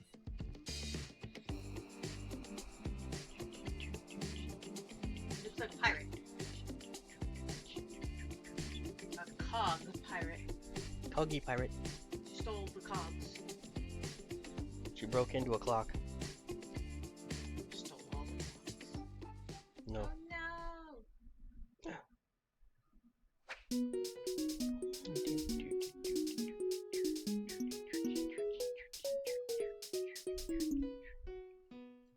Hey, Hugh. Finally Hey, awake. So, Skyrim. I know. Oh, Skyrim. Oh no.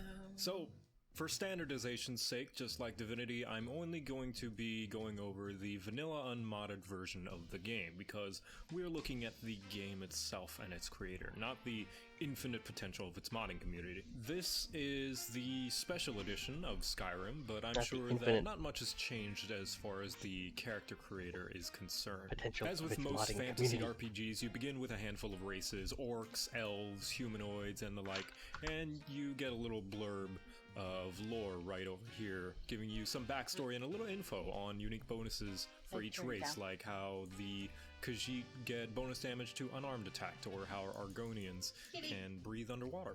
Little neat things like that. And then if we go to body, we have, sex, male or female, we have skin tone, weight, and a few presets in case the amount of fine detail options So why were is a you little in bit the wagon? overwhelming for first timers, Why were you or if arrested? there's a look you would When like you to were start out with, crossing the border. that you find in That's one of it. the presets. That's that all you you like. did. Then for And they head, we happened have to what are catch, basically facial features, things like scars, wrinkles, face paint, Stormcloak etc. patrol things like that. at the same Next time, so is they just face, rounded you which up is with them. not actually the Ah. entire face, but rather the Guilty nose, in the the wrong cheeks, place the at the wrong jaw, time. and a few other options That's like messed up. cheeks, neck, and forehead colors. So if you want rosy cheeks or a dark forehead, you can find those options here. Next are eyes, which are what about you would expect: shape, color, size, orientation, all those things. Eyebrows, again, what you would expect. Mouth, similar deal, and hair. Again, about what you would expect. And how the adjustments work is that you have these sliders for each different parts of the face, whether it be the mouth height, the mouth depth. You can move it forward and back using all these sliders. And that's how it works for pretty much every single option in the character creator. You have these sliders. And it is usable with mouse and keyboard, so yeah. Now, I apologize if it seems like I went through that pretty quickly. There's just not a lot to go over as far as this menu is concerned. Skyrim's character creator is very basic and to the point. And it's also because, boy, there's a lot to unpack here. The bad. First of all, that intro.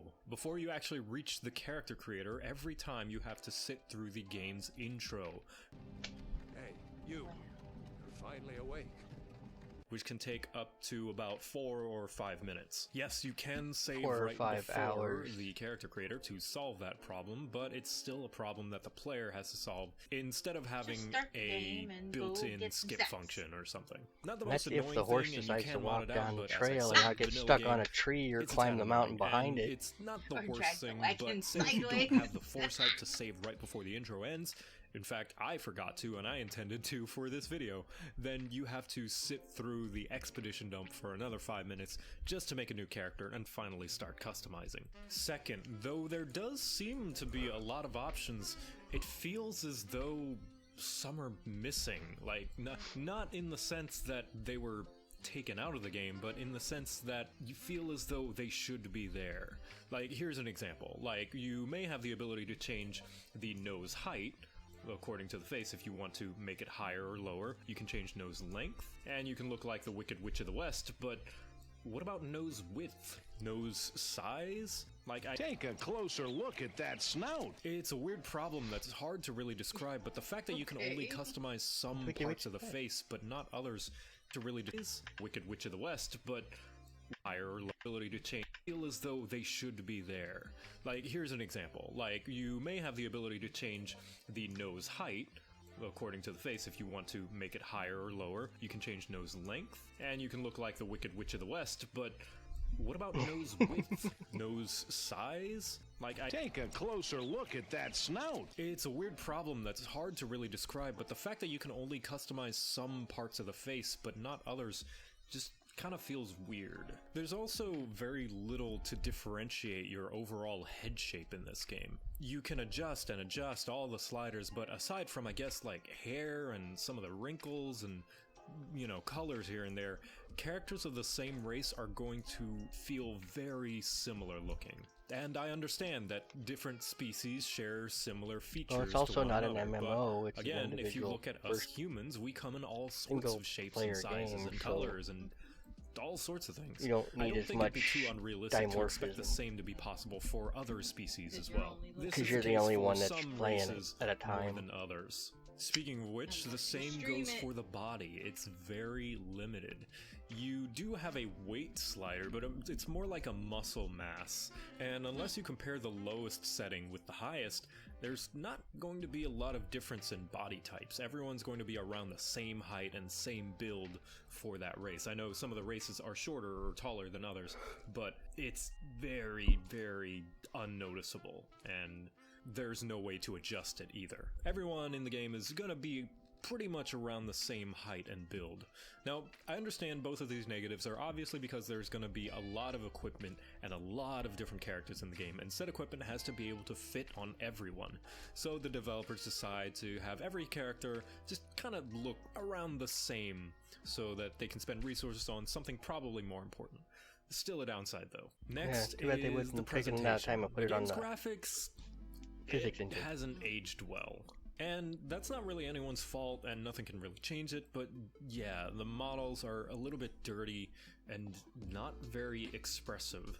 There's not a lot of character to these characters. Admittedly, that is a little subjective, as you could say that they purposefully made it a little bit grungy to fit this sort of aesthetic, and we'll talk about that later, but in my personal preference, it's not great. And lastly, this is a big one, and as much as it pains me to say, because I love Skyrim, but the user interface, good lord. Ooh, there's a lot of work that needs to be done. It is rough, especially if you're purely using a mouse. Some may think it's easier to navigate on controller, and you'd be right, but it's still not a great user interface. That's why I've been using keyboard for the majority of this. Now, let's just take this one step at a time. Firstly, the categories are mislabeled and not very well organized, I feel. You would think that face would mean the whole face and cover everything involving facial features. But no, it's the nose, cheeks, and jaw, and all other parts of the face are in their own category. You know, the things like the eyes and the eyebrows. And the amount of sliders for each category doesn't make any sense either. Why do the eyebrows have their own category when you only have like 4 sliders? Couldn't you lump in the eyebrows with the eyes? I feel like that would make a lot of sense. And if not, because you're worried about cluttering it with too many sliders, then why does the face category have so many then? Couldn't you break it up into nose, cheeks, and jaw, and maybe put like makeup somewhere for the cheek and forehead colors? Everything's just sort of everywhere, and it gets really confusing. Especially head doesn't really have anything to do with the head. It's just sort of, you know, facial features, not really the whole head. Then there's actually viewing the character. You can't zoom in or out at all, aside from, I guess, seeing the upper torso when you go to the body category, but you can't really manipulate the camera at all. The only way to view your character at a different angle is to drag their head and look in a side direction, and that's pretty much it. You can't really zoom in or out or to a comfortable distance. This face takes up like just a small portion of the screen. I would like to look a little bit closer if possible, but I can't do that. Next, not only is there not a selectable preview, there is no preview for your options. None whatsoever. So if you want to see what's available for your character, you have to go through every single option to see what it does and see what you like. If I want to see all the different hairstyles or like compare to, I can't. I just have to keep on scrolling to look at the last one, and then, oh, I want to compare the last one with the first one. Well, I gotta scroll all the way back to the first one. And sure, you could say it's a little easier on mouse and keyboard, but this is not intuitive whatsoever. And imagine on keyboard and controller, you have to scroll through every option to see what they are, and it makes comparing options really finicky. Which brings me to probably the biggest user interface crime that Skyrim has committed against its people: the usability and navigation of this darn thing. You can't see all of the categories, and you can't flip between the ones that you want at a moment's notice. You have to constantly be flipping through each and every single one individually. And the same goes for the options in each category. You have to scroll through them if you want to reach the one that you want. On mouse, it's even worse because the slider buttons are so precise that you have to take a few extra seconds trying to grab the darn thing, and then sometimes you don't even grab it. There's a lot of wasted space where they could have shown all of the options as well. Maybe rearrange the sliders and text so that you can display more at once. Give us panels to select, numbers to gauge, what option we're on. Anything. Come on, Skyrim, get it together. Obviously, this doesn't ruin the character creator experience, but thinking about the lack of convenience that this character creator gives you, it leads to a lot of wasted time. You don't want the player to waste time trying to figure out your menus. Whew. So there's a lot of room for improvement. Like a lot. But of course, the game does have some good points, right? Well, of course it does. Let's get positive. The character options themselves are not that bad, even for a near-decade-old game. Firstly, there's a lot of options here. Tons of races to choose from, and most of them are very distinct. Though I did say it felt lacking, I can't deny there's still plenty of options for you to choose from as far as customizing your character. And similar to Final Fantasy XIV, some people just appreciate having these options, even if it changes very, very little. Then there's the style of the game. You may think this is a typical fantasy with elves and orcs, and though that's partly true to an extent, they do look very distinct and unique. The elves in Skyrim, for example, are very different looking and sort of have their own identity from elves in other media. And though they're not necessarily my cup of tea, I can't deny that they do stand out. And the same goes for the other non-human based races as well. You can play as a furry, or an orc that isn't monstrous, or a lizard person. I think that's really cool, and more games need lizard people. Divinity has lizard people. I rest my case. And though the graphics are a little dated, Skyrim has a very uniquely gritty and semi-grounded style that it pulls off pretty well. And I think some people can appreciate that. And I've been pretty negative, so I'll say one nice thing about the UI. It's aesthetically pleasing. It's very clean, I think it looks very nice. The little ornaments on the borders and the edges feels like it fits the setting pretty well with the whole Norse feel of Skyrim. But again, that's going to be subjective. I know that simple minimalist UI is very popular right now, and I know a lot of people are a bit tired of it, especially understandable considering Oblivion's UI is just oozing with visual style. But as far as nice looking UI goes, Skyrim's pretty alright. Conclusion. Time is a cruel mistress and has not done Skyrim many favors. There are a decent amount of options to mess with, but the experience of actually messing with them is oh so unpleasant. The UI holds a lot of it back. Now, of course, the character creator is very much lacking in a lot of ways, but on the bright side, the wonderful and dedicated community of modders have worked long and hard, and nowadays there are tons of mods for just about everything, including tons I'm sure can make the character creating experience much more pleasant. I mean, this is Skyrim after all, and it has one of the, if not the largest modding community out there for any game. I'm sure you could find a decent combo of mods to make this pretty much the best character creator in the world. I mean, just look at these, there's so many. And sexy nude mods. Lots of sexy nude mods. Jesus, that's a lot of sexy nude mods. This has been Character Creator Critique, and be sure to vote for which character creator you'd like to see next. And I'll see you then.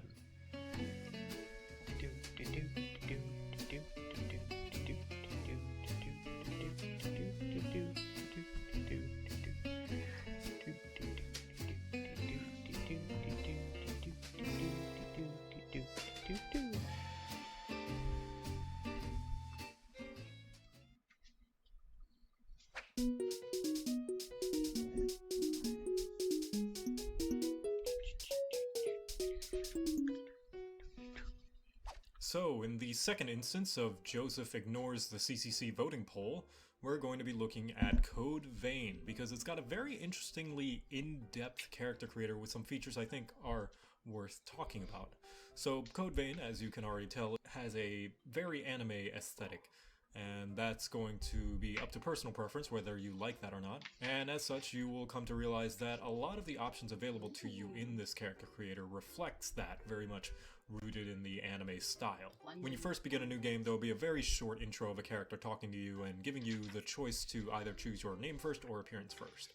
Then once you're done, you will be given a male or female option and brought here. This menu does work with a mouse and keyboard as well as controller, and you can move the character around, change whether they're looking at the camera or looking straight forward. You can change their facial expression, you can change how they're posed, and even different lighting indicative of certain lighting conditions that will appear in various different parts of the game, which is always nice because sometimes you meticulously choose the perfect color scheme for your character only for it to look hideous when you're actually in the game and environment, and the lighting makes you look like you're wearing banana shoes. You can also hide the menu if you so wish to take a screenshot of your beautiful anime creation. The first option you're given is a basic appearance, which is a huge selection of presets, all of which look pretty distinct from one another. There's a lot of varying different styles of preset characters here. Then when we go to advanced settings, we have the nitty-gritty, including physique, which is essentially muscle mass. We have skin color, hair, face, all that usual stuff you'd find.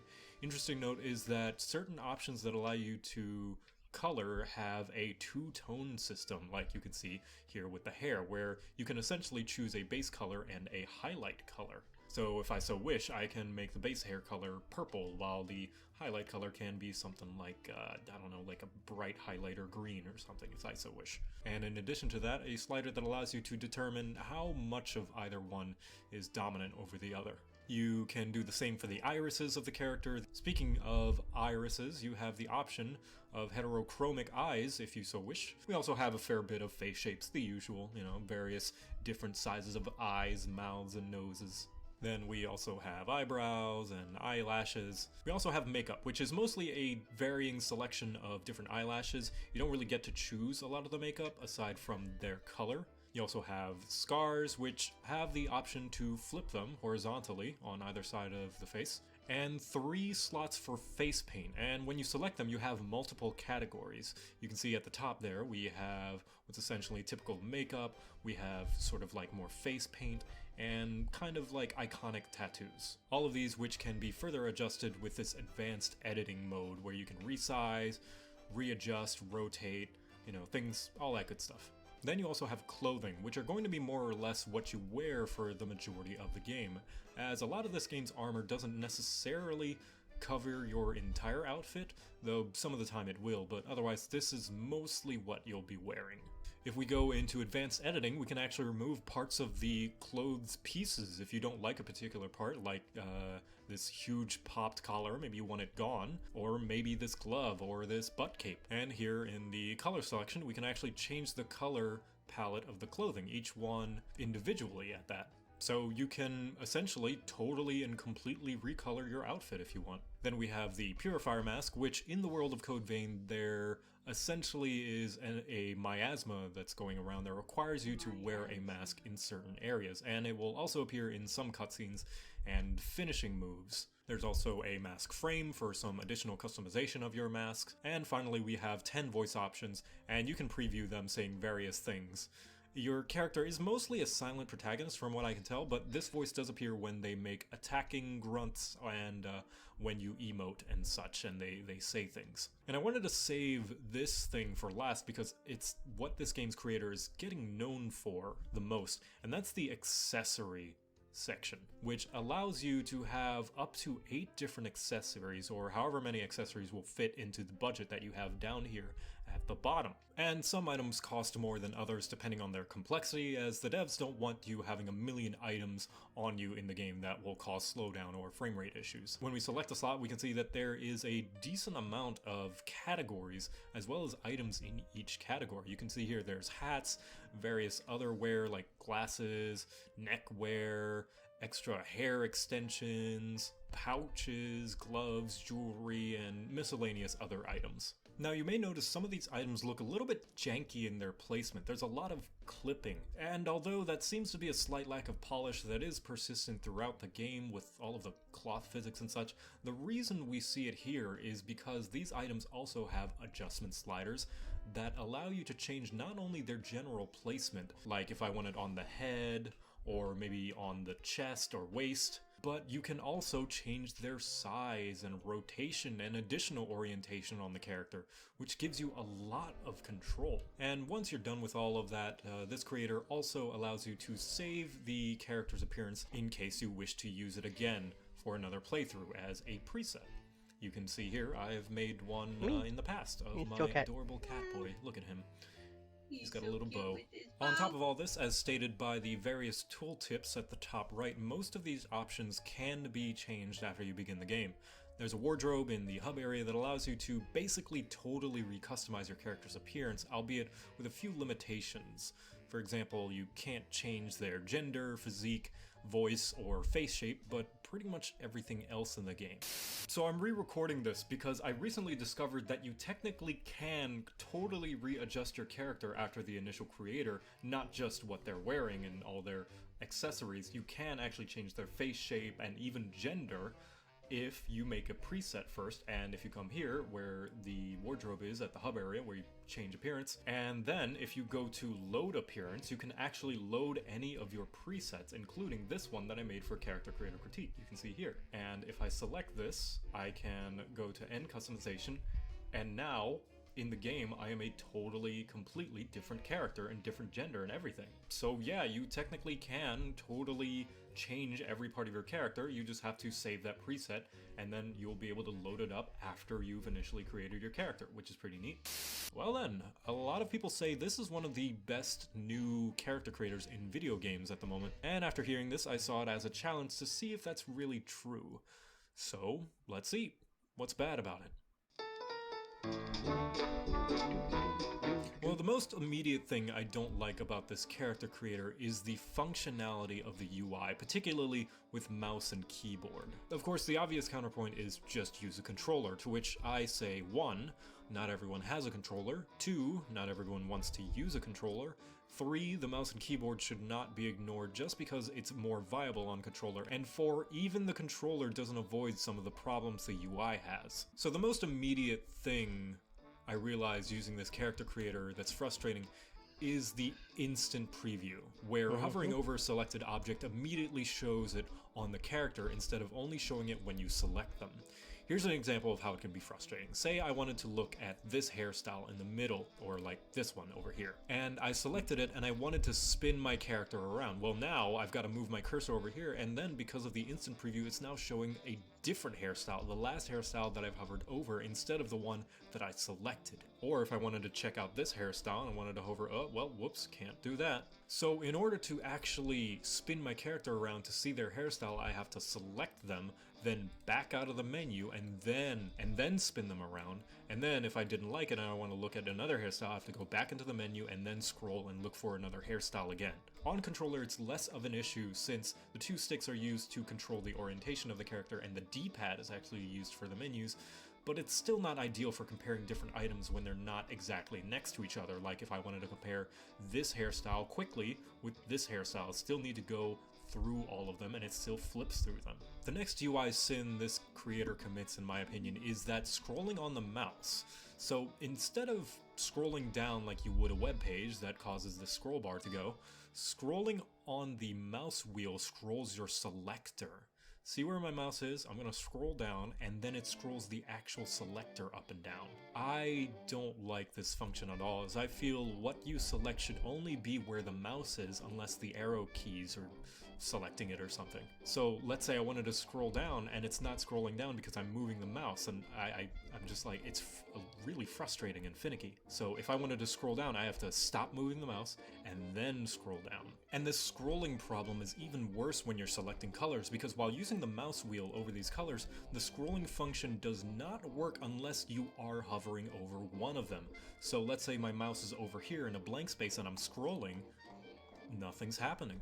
The menu does not move with my scroll. I either have to have the mouse over a color or over here by the scroll bar. And if you try to select something with the mouse that's a little bit too high or too low on the menu, it scrolls for you.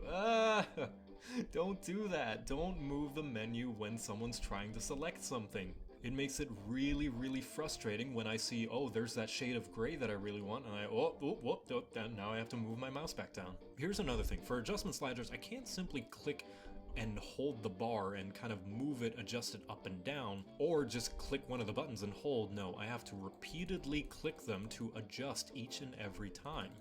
Or use the arrow keys, which involve me going back and forth between the mouse and the keyboard.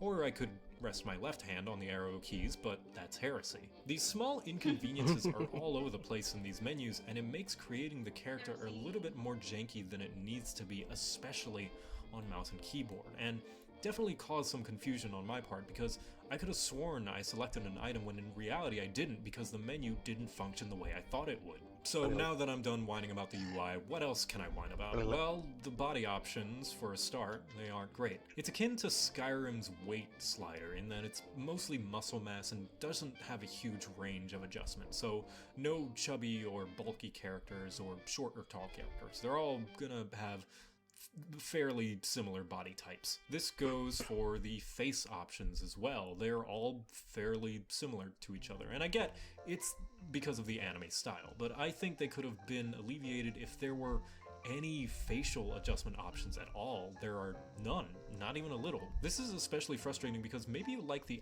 eyes on one face type, but maybe not the mouth, or maybe not the head shape, but you're not allowed to really pick and choose whatever set of facial features that the game gives you. That's what you're stuck with. This also means no facial hair options at all, and although you can manually add hair with the extensions available in the accessory section, that eats into your accessory budget, which means there's less things you can put on your character if you would like a bushy beard, or even just a 5 o'clock shadow. It's a shame that you have to sacrifice some extra outfit possibilities if you don't want to be a clean-shaven teenage anime boy. Now for some nitpicks. Instead of having every hairstyle twice, one in one direction and a second one flipped, I feel they could have done what they did with the scars and had a horizontal flip option. I think it would cut down on some of the unnecessary bulk in the menus. Same with the eyebrows. You see all of these eyebrows?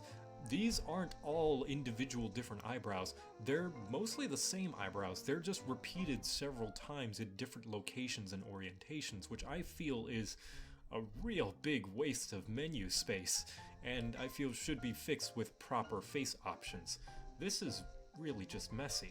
I also feel the clothing options are a bit limited. There are only a handful of sets of clothes, and although you can fully recolor them and remove certain parts of the clothing, it still retains the general design of the outfit. And if it's not to your personal taste, it can feel like you have to compromise, since all of these are full body outfits, and the game's equipment doesn't really change how you look all that much, aside from the full body pieces that cover you completely. You can't choose individual shirts and pants or anything like that.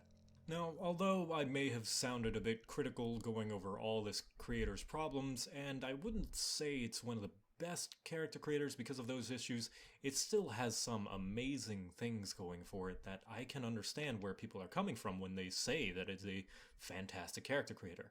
So let's go over those now.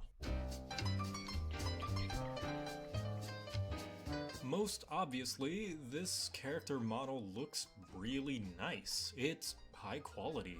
The textures are a bit hit or miss on some of the clothing, but the design and look of the character is pretty good. One thing that sort of annoys me sometimes with some anime games is that, this is subjective by the way, whatever shaders they use or shadows that they have seem to be a bit wonky. Like, the cell shading is not quite high quality enough to look like proper cell shading, but as you can see here, the rim lighting and cell shading on this model, as well as the quality of the hair and face, are really good. And pretty much every character looks fairly attractive in some way, so that's pretty nice. You gotta try pretty hard to make your character ugly in this thing, which I guess could be a con for some people. Next, the amount of fine detail options at your disposal here is awesome. You may not be able to change the face, but the additional options that allow you to change your scars, multiple slots for makeup, optional parts of clothing that you can turn on or off, letting you choose your accessories and custom mask, sclera color, eye highlights. This is all extra stuff they really didn't need to give the character creator, but they're there and they are awesome. But it doesn't just stop there. The great thing is how much control those detail options give you.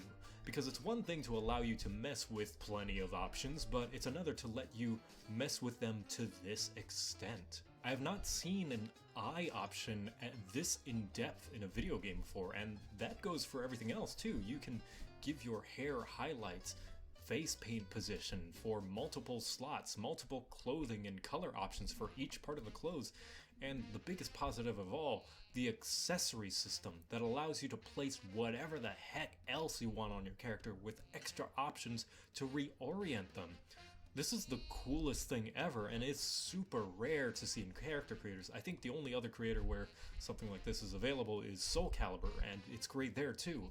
My best example is that you can stack hats on top of each other, and I think any game that allows you to do that deserves some kind of reward.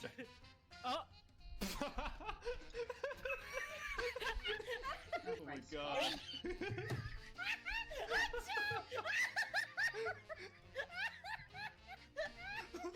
Got 3 hats on. Slow reveal. Caps for sale. It basically, within reason, allows you to add any other specific item to your character that you want, that may not be available through normal customization. This is amazing because sometimes in character customizers, the ideal character you have in mind isn't able to be made because the creator doesn't quite have the specific item you want. Well, with this system, you might not be able to make them perfectly to your specifications, but as far as their accessories go, you can get pretty close. Maybe they have an eye patch or a tail, again, anime, but maybe that tail isn't on their waist, maybe it's on their arm for some reason. Cone Vein says, go nuts. And of course, the amount of options that you're given for all of these different customization thing is great. The quantity of things that you can pick from is massive. Just look at how many hairstyles there are, how many accessories especially.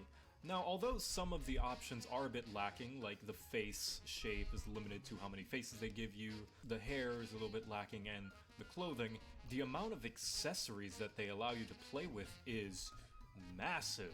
The quantity is huge, and that extends to the color too, as you can see. The first instance being the skin color, which is just nuts looking at all the different skin colors at your disposal. It's great. And for clothing, certain materials allow for patterns and special options, so you can have a leopard skin, or a snake skin, or plaid pattern, or go something ridiculous like freaking neon pink. I didn't even know I wanted neon pink. And I don't, but I'm sure somebody else does, Everybody so wants this neon option pink. here is great. So earlier I made that addendum about how you can change your character's appearance even after the initial creator. And I'm going to cite that as another positive. I think it's really cool that, even though it's a little finicky that you have to go into the initial character creator to make a new appearance, I still think it's really cool that you're able to pretty much make as many presets and different characters as you want and just change them on the fly. I think that's awesome, and there's absolutely no downside to that. In fact, I think there are only upsides to it. It's great whenever you feel like, you know what, one day I want to play with this save with a totally different character without having to completely start over. I think that's fantastic. Conclusion. The aesthetic is clean, although its UI is a bit finicky. What it lacks in detailed face or body options, it makes up in fine details and a huge list of things to choose from. What you can edit, you can go incredibly in depth, and the accessory system is something I wish was in every game.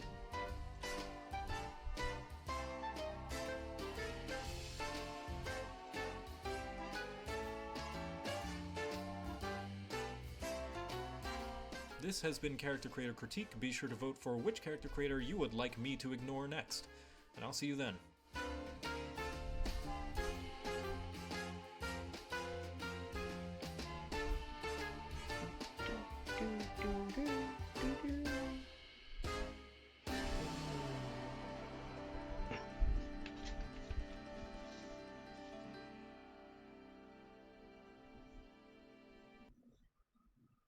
Shout out to Squarespace for sponsoring today's video.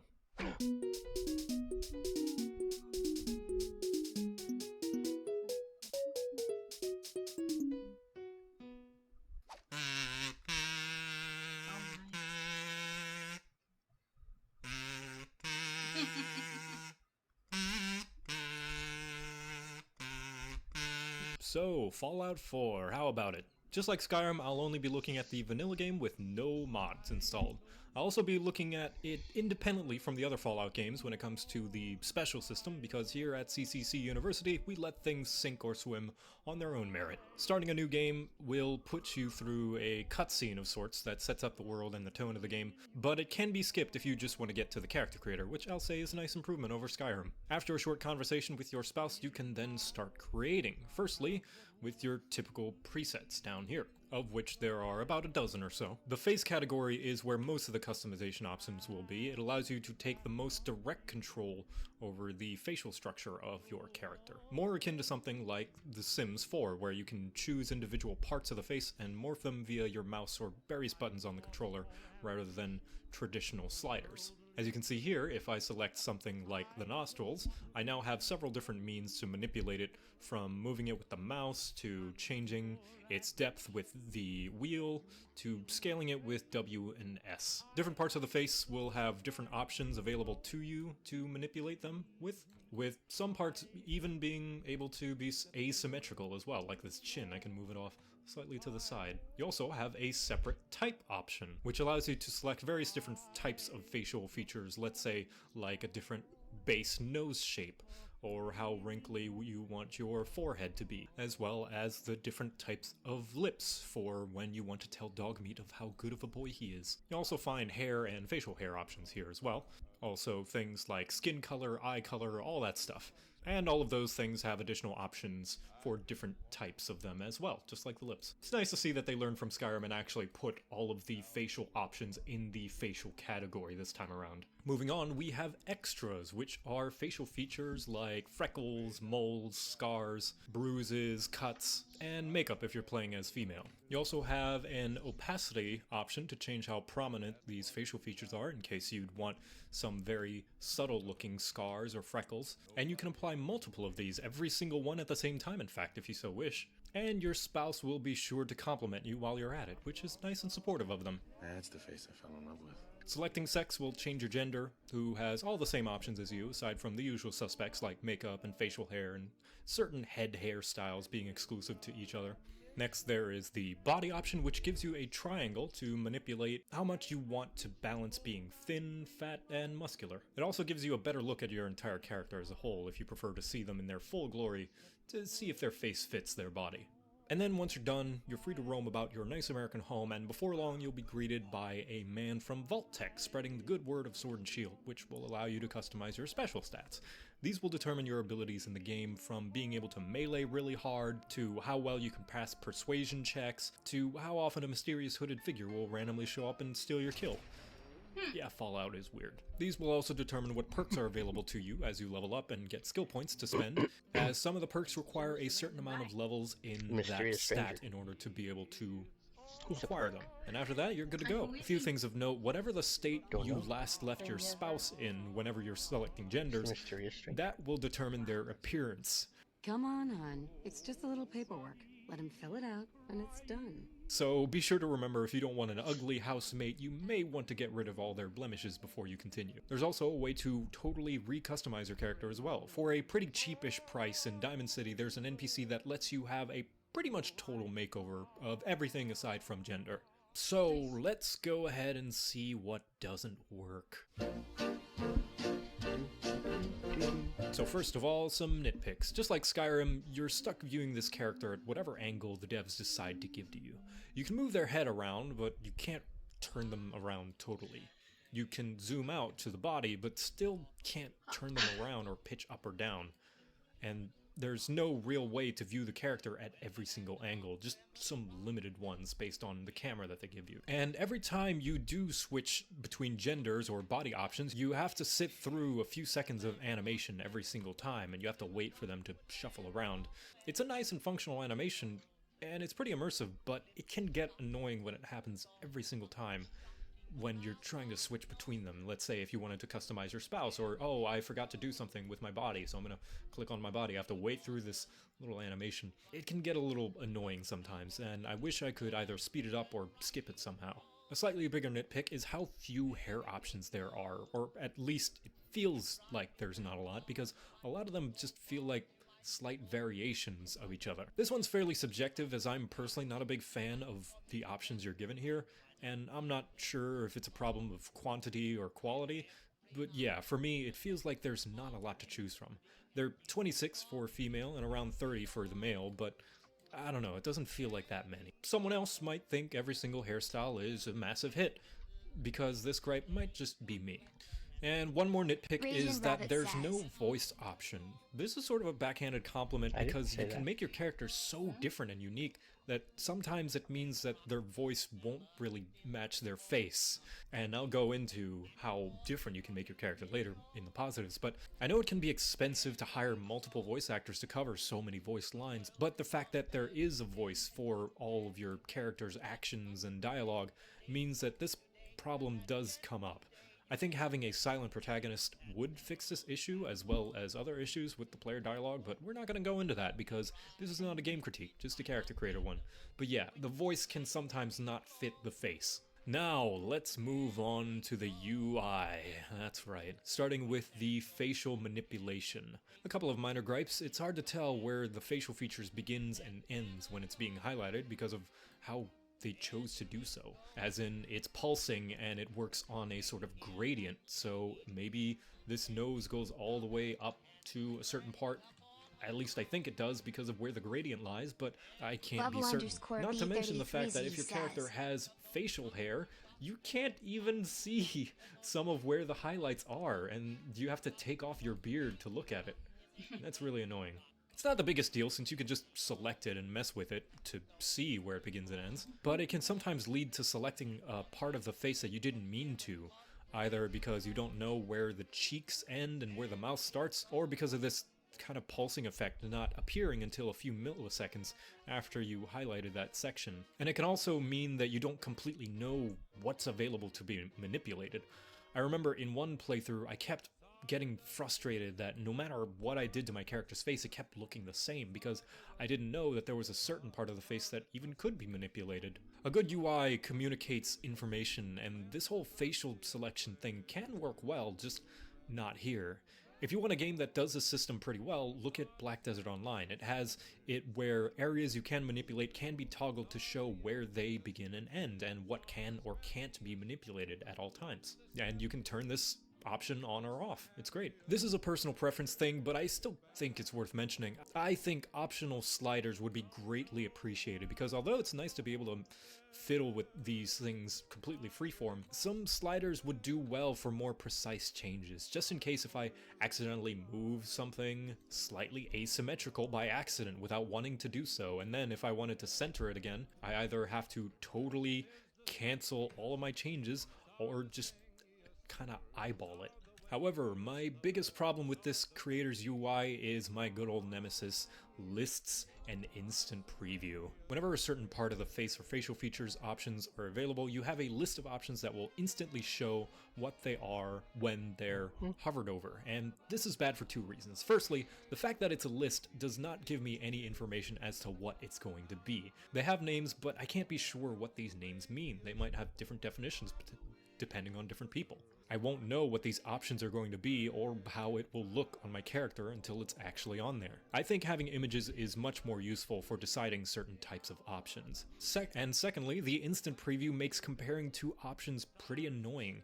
Instead of selecting one to see how it looks, scrolling down to a second option and then selecting that one so you can instantly see the difference, instant preview means that you must see every single option that you hover over, which can throw off your comparison when you're trying to compare maybe shifty 5 to angled 4, and I can't because I have to look through every single other one Shifty first. 5. Even though those seem like only two major problems, I consider them a pretty big deal because UI is important and can make creating your character either a fun activity or a chore to do. After a few dozen minutes, the small annoyances are really going to get on your nerves, and you're just going to settle on, that's good enough, because the UI really isn't helping you. It really makes it feel like this character creator isn't reaching its full potential. Now, there is a silver lining, and that's that all of the good things this character creator does is everything I didn't mention. They've come a long way since Skyrim, so let's see what just works.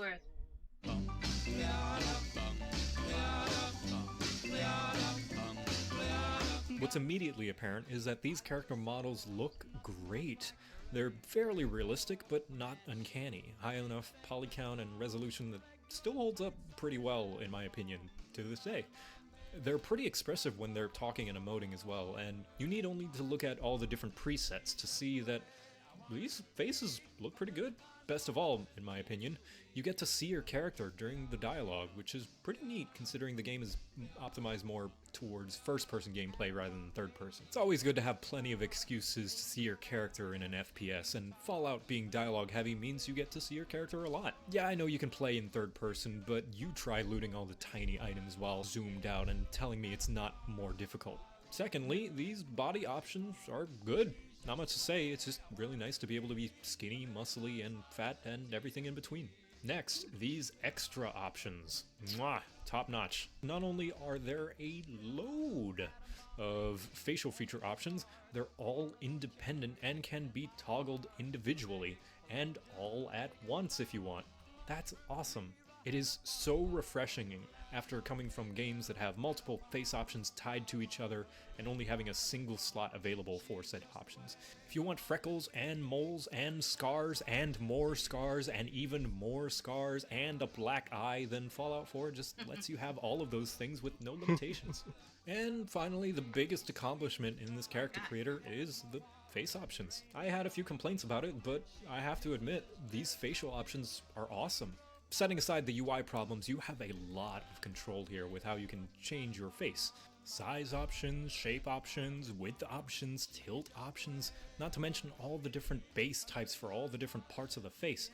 It's a lot, and the fact that so many parts can be edited in so many different ways means that there's a lot of looks you can choose from. The presets are a great piece of evidence on how diverse you can make your Vault Dweller. And with all these options, this game obviously Thank you for is the follow, amazing Bugcredo. at making monstrosities. Might I recommend watching Monster Factory if you want to see anything like that. See, once she has hair, it feels more to me like she's owning it. And finally, the game itself doesn't get bonus points for this, but it's worth mentioning that just like Skyrim, there are plenty of mods to further enhance the character creation experience and options thanks to the talented modding community. Conclusion. It's held back a lot by its UI, and long creation sessions may be frustrating, but it otherwise is great at giving you a lot of control and many different possible looks. Just short of something really amazing, but still pretty good. This has been Character Creator Critique. Thanks for— Shut up, you moldy half-eaten Pop-Tart. It's time for today's sponsor, Squarespace. If you ever wanted to make your own website by using a user interface that didn't come straight from a Brahmin's ass, get your ass on over to the web building service that makes it so easy I'm surprised I'm not using a longsword yet. You can build a website all about cleaning up your room while simultaneously not cleaning up your room, and then purchase a witty domain directly from Squarespace to get a beautiful parking page and free Whois privacy, so when your mom finds it, she won't be able to track you down and spank you for making a blog about cleaning your room instead of actually doing it. See how many other procrastinators are visiting your site instead of actually applying your advice, and on what devices, traffic sources, browsers, and operating systems they're procrastinating on. Unless it's Internet Explorer, in which case that information may be delayed by a few decades. Create a community with a fully integrated commenting system so you too can go through the same suffering I do when it inevitably gets filled with people asking you when your next blog post about organizing underwear is going to be. Go to squarespace.com for a free trial, and when you're ready to launch, go to squarespace.com/joecat to save 10% off your first purchase of a website or domain. Now you know how to build a website. You're welcome. Thank you, Squarespace. This has been Character Creator Critique. I'll see you next time. Good book from Friday till Monday. That's how the weekend goes. I've got a dream house. I'll build there one day with picket fence and rambling rose. Don't forget the Ramblin' Rose. This video was sponsored by Audible. Audible. Audible. I like bubbles. Time to take a look at The Sims 4, the greatest virtual human fishbowl of all time. Just like all the character creators before, we will be looking at the base game with no mods, and in this case, no DLC either, because I don't have $2,000 that I really hate having in my bank account right now. But I'm sure the main fundamental systems in Sims 4 are more or less going to be the same with or without the DLC, and it just gives you more stuff. So yeah. This is also going to be a long one, so strap in.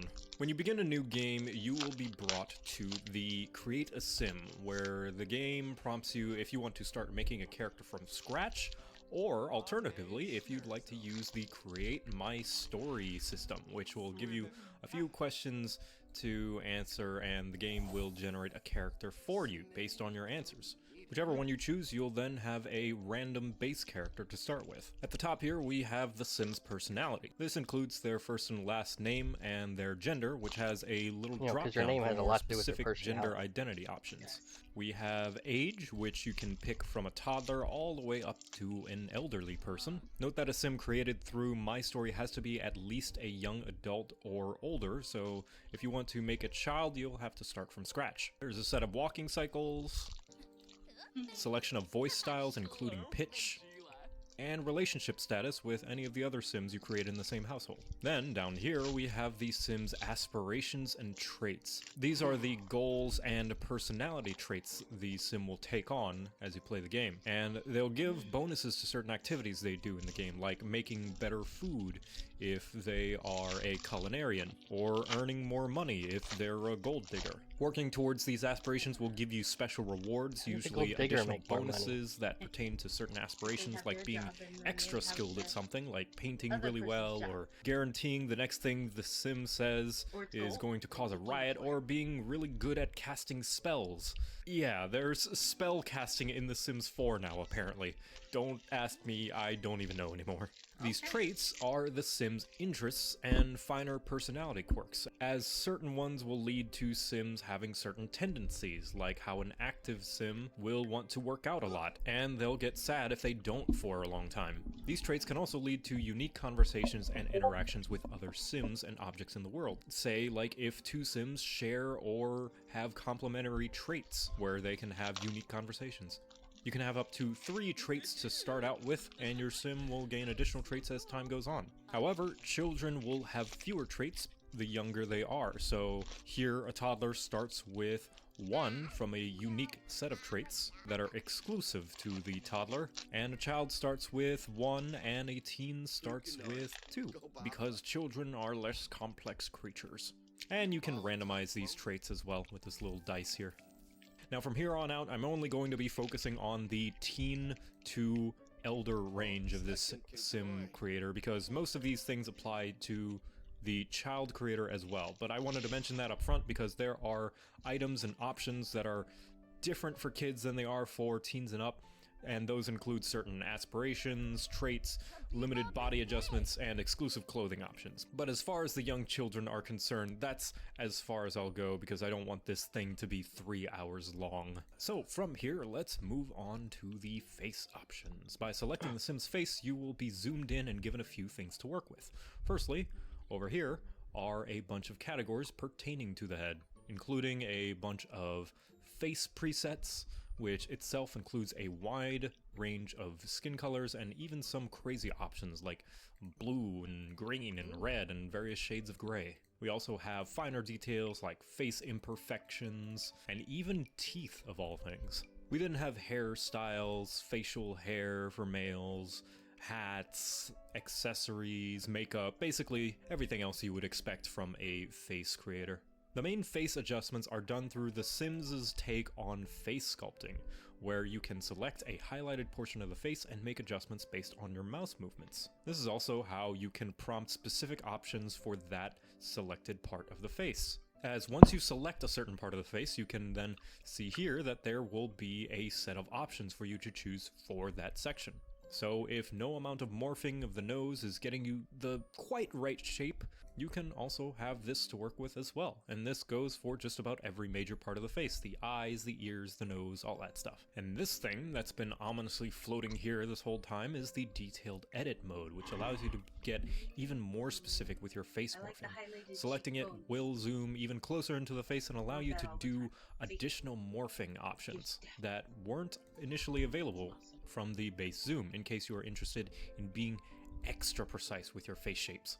And with all that, we can move on to the body. Just like the head, after selecting the body, you have a few presets to work with. And after selecting those, you can go in and make additional fine adjustments. To start out with our body options, we have over here a muscle and fat slider, both of which you can adjust to change how large or skinny your sim is, with quite a bit of range to it. Additionally, you can adjust specific parts of the sim's body. Similar to the head, you can select and morph individual sections. For example, I can change head size, shoulder width, back and chest posture, chest size, thigh thickness, calf size, basically any part of the body, including the butt. You also have a bunch of body tattoos, several for each different sections of the body, and some of which can be recolored. And now on to the clothing.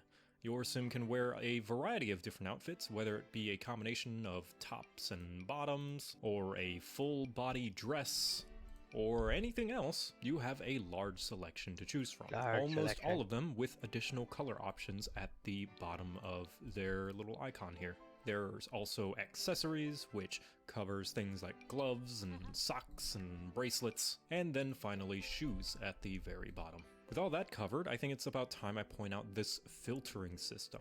The Sims 4 allows you to filter various subcategories of items based on a variety of things, from their color, to their material, to their intended outfit category, to which DLC pack they're from, etc. in case you are looking for a very specific item. You can even change or remove gender-assigned clothes too, in case you want a masculine outfit that you want your feminine sim to wear, or vice versa, or anything in between. And if you don't feel like going through all that trouble, there's also styled looks, which are pre-made sets of clothing with a handful of color options. Now, once you have a look you're happy with for your sim, the customization doesn't just end there. We also have these little icons up here, which are different types of occasions in the game, whereupon you can have different outfit styles for the sim to wear for that specific occasion. Whatever I pick for the sim to wear for the work outfit, for example, that's what they'll change into when they go to work, including hair, clothes, accessories, makeup, basically anything that doesn't require plastic surgery.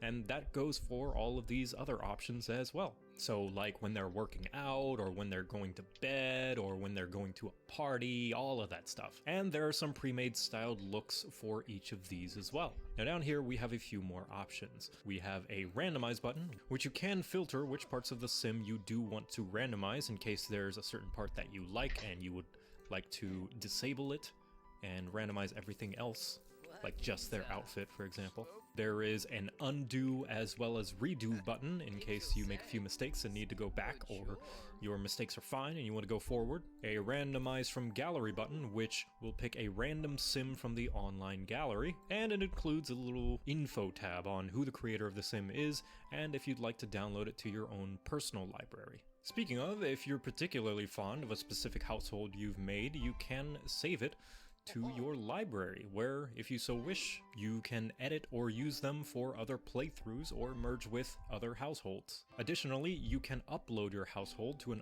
online gallery, where the whole world can get thirsty at your incredibly attractive personal harem. Things in the gallery can be downloaded by anyone so long as the person downloading has whatever DLC that was used in the creation of these Sims in that household. There! Is that everything? I think that's everything. I've gone over my notes so many times that I'm fairly certain I covered everything, but I still feel like there's something I'm missing. But you know what? Whatever. If I did, it's probably super insignificant anyway. Let's just look at the bad. The bad. The bad. First of all, I have some itsy bitsy tiny gripes with the UI. I dug pretty deep into Fallout 4 for this, so I think it'd be unfair if I didn't bring it up now, but the face sculpting is a tad imprecise because of the fact that there are no sliders to work with. It's nice to be able to morph one-to-one with your mouse movements, but sometimes you can't quite get the right adjustment, in which case a slider with the ability to make some deliberate adjustments would come in handy, even if it was optional. Like if I wanted to move this nose up, but then I accidentally make it a little bit too long because of my imprecise mouse movements. I think a slider would definitely help mitigate my human error and my inability to move this nose up or down without moving it sideways. Second, the highlighted parts of the face, although more clear than Fallout 4, still take a certain amount of finesse to work around.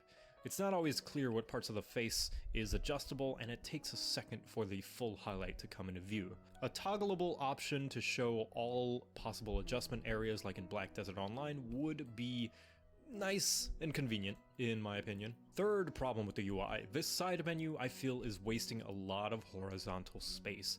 This entire right side over here is not used at all, so I think more of the options could be displayed with this empty space. It would make navigating and selecting the options a lot nicer instead of having to scroll so much just because we only have two columns to work with. More scrolling. Nitpick I've started to take into account on behalf of people with long beards. Lots and lots of There's scrolling. a lack of long beards. In fact, overall, the facial hair options are pretty lacking. There's a few variations of facial hair, but not a lot of facial hair styles. That said, I do not own any of the DLC, in which case this issue might be fixed with purchasing a certain DLC pack. I don't know if they added more facial hair options, so if they did, this criticism is relevant to those who have it. So if that's the case, this is only valid nitpick of the base game. Let me know if that's the case. Final complaint, there is no height slider. In a game about simulating life and how diverse and different each person in life can be, you'd think there'd be an option to make your sim short enough that they'd need someone's help to reach the cookies on the top shelf. It means everyone's going to be pretty much the same height for the most part. Heck, even the teens are just as tall as the fully grown adults. Which, I mean, sure, some teens are prone to do that sometimes with crazy growth spurts and all, but I feel differing heights is one of the main defining physical traits for a lot of people. I mean, why do you think so many people put it in their Tinder profile? However, in the words of Yahtzee Croshaw, these are the complaints of a tiny, irrelevant mouse clinging to the back of a roaring lion with a jetpack. Because as hard as I look for ways to improve the Sims character creator, there's really not a lot missing that I would consider fairly important. What's there is so much good already, and any additional improvements they could make would just be more window dressing on this already incredibly dressed window. And I'm gonna go over just how much good there is. The good. Personally, these personality options are great. There's a lot you can do with your sim to really give them a unique identity, from choosing their body frame, to their age, to their walk cycle. There's a lot to mess with to really set each sim apart in more ways than just on the surface. Some minor praise: facial features and accessories are not mutually exclusive to themselves or one another. It's super nice that you can toggle wrinkles and moles and freckles and makeup all together if you want, considering so many games don't allow you to have that luxury. Also, the background music is nice. It always has been in The Sims, honestly. Next, there are so many gosh darn adjustment options for the face. This face morphing system that I praised before, I'll praise it again. Gives you lots and lots of control over how you want everything to look. So many fine-tuning options is really nice. And the best part is that this applies to the body as well. There's so much that you can do here. I might have complained about the lack of height slider, but damn, how much control you have over the body, shape, and size, and everything is just top-notch. The fact that you can change individual sections of the limbs and sections of the torso and all the other stuff is like, holy cow, there is a lot of control, and they do not hold back in how much variation you can have in body shapes. It's among the best in the business. Now, I Except want to short. look at the hair real quick. Okay. Everybody is tall. Let's get rid of this filter so that we can have all of the hairstyles available to us. There's a lot of hairstyles, right? Which is already worthy of praise, but this extends to pretty much everything. There are so many options to choose from. Tons of glasses, tons of earrings, tons of shirts and jackets and pants and skirts and socks and shoes and everything you can wear on your wrists. It's all a wonderful quantity of items, and odds are you're going to find something in there that's just right for the look you are going for. But what is quantity without quality? And I'll say Sims 4 also has this. The character model, although not necessarily the most polygons and high texture resolution, is stylistically very pleasing to look at, which is subjective, and the aesthetic they're going with goes a long way in hiding some of the graphical shortcomings the game has in order for low-end systems to be able to play it. Basically, I think it looks good. A different kind of quality I'd like to give The Sims props for is the individual items they have for you to customize your Sims, which are really cool too. Like, you can wear a hot dog suit if you want, or this sleeveless jacket, or, well, EA has partial rights to Star Wars, so you can be a Boba Fett if you want. The variety and crazy kinds of clothing is fantastic. Continuing to praise the outfit customization, it's so nice that you have so many options that can be adjusted, let alone with how many options there are to choose from. You can pick their hat, their glasses, their earrings, their pants or underwear or socks, shoes, gloves, wristbands. How many games let you do anywhere near this much mixing and matching? It's usually just reserved to head, shirt, pants. But no, not in Sims. We're a life simulator, and we're gonna let you pick every single piece of your wardrobe puzzle. Final thing I'll say about the clothing, I promise, I think the highlight for the outfit customization is the freedom it gives you in that everyone can wear anything. There's a slight grievance I have with a lot of video game outfit customization in gender-exclusive clothing, where a lot of times a character cannot wear a specific item because it just can't be worn by their gender, arbitrarily. Like, example, in Pokemon X and Y, there's a vest item that boys can't wear. Like, what? Even by gender norms, that doesn't make much sense. In Sims 4, however, they take it to the logical conclusion that all clothes should be able to be worn by everybody. So if there's a guy's shirt that you want that fits your girl sim, you can have her wear it. And the same goes for male sims wearing what would otherwise be considered women's clothing. And that is an incredible amount of freedom. Lastly, I want to appreciate the UI just overall. Functionality and style and effectiveness. Aside from the weird wasted space that they have over here, this thing is so incredibly user-friendly. Everything is just a thought away, right at your fingertips, with some very clear icons right where you need them. Selectable preview means things only show up on the character once you select them. All these subcategories to each option, the filtering system, the undo and redo buttons, nothing is ever in the way, and everything is designed in service of the user to make creating this character as fluid as possible. Never in the entirety of adjusting things in this game have I ever felt inconvenienced by the UI in any way. And I think that's something worth all the praise in the world, because a good UI can make or break your character creating experience. Having a lot of options is nice and all, but having a UI make it painless in adjusting those options is a whole other accomplishment that never gets enough credit. So I will always praise good UI, and this is some damn good UI. Conclusion.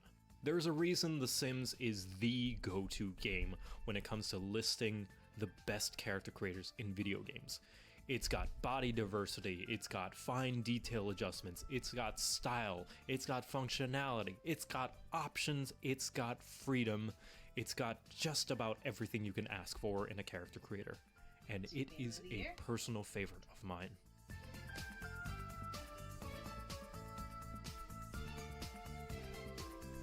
You know what's a personal favorite of mine? Being entertained by enjoyable stories that are inferior to my own experiences. But I'm too busy slaying great creatures threatening to imbalance the ecosystem to be sitting around being inactive, so luckily there's a service that can beam those stories directly into my ear holes via today's sponsor, Audible. Audible allows you to listen to a massive library of audiobooks so you can inject the soothing sounds of whoever's narrating into your brain imagination while you're doing other important things like cooking food, hunting monsters, bullying the handler, or best of all, while you're taking 5 hours creating a character in a video game character creator. Every month you choose one audiobook along with 2 Audible originals to listen to, and best of all, if you ever decide that you'd like to spend your money elsewhere, you get to keep whatever audiobooks you have in your library forever! It's like an MMO subscription, except you get to keep playing when it runs out. If you're looking for my high-quality taste recommendation, have a listen to Mistborn by Brandon Sanderson. It's about magic and wars in a miserable land where the Chosen One failed, and thus plunging the world into a state of totally effed up. If you enjoy interesting magic systems and/or are a nerd who could fit into most lockers, that one should be perfect for you. Go to audible.com/JoeCat or text JoeCat to 500-500 and start listening with an exclusive 30-day free trial. 1 free audiobook of your choice and 2 Audible originals for absolutely free!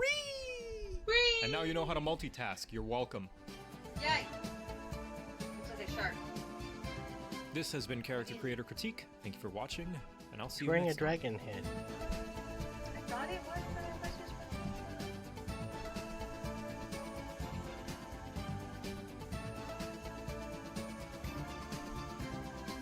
Could have been a sea snake. Could have been a sea snake. Nah.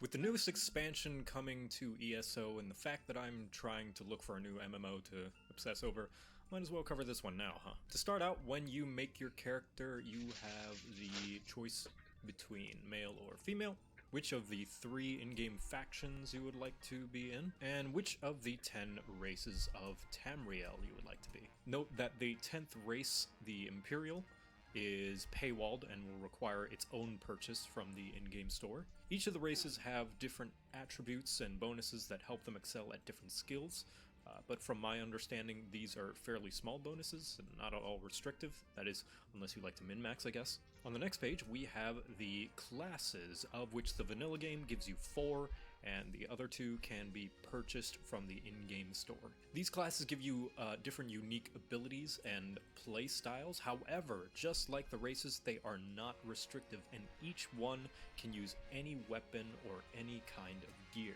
So if you want to be a sorcerer that uses a 2-handed sword and heavy armor, you can. Next we have some body options. Starting out, there are some body shapes and height, and various markings like scars, skin imperfections, tattoos, or patterns if you're playing a Khajiit or Argonian.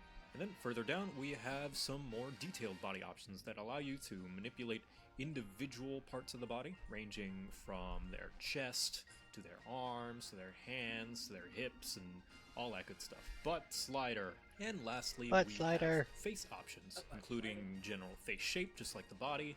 You've got a list of different voices here. Hair color, facial hair, or whatever unique racial feature that they have, depending on which race you pick. And just like the body, as we scroll down further, we can see additional sliders to make further adjustments to the face. If you're unsure as to what sort of character you'd like and just prefer to gamble your aesthetics away, there is a randomize appearance button down in the bottom right that will do just that. And if you have a certain portion of options that you'd prefer not be randomized, each and every single option has a little lock that you can toggle to make sure that that thing cannot be messed with accidentally when you're clicking it, like I am now, or when clicking the randomize button. Once you have made your character, you can further change them. Back here in the main menu, we can see here there are 4 different options to redo your character. There's name, race, appearance, and alliance. Each one can be purchased with premium currency in the in-game store. So, let us go over the bad.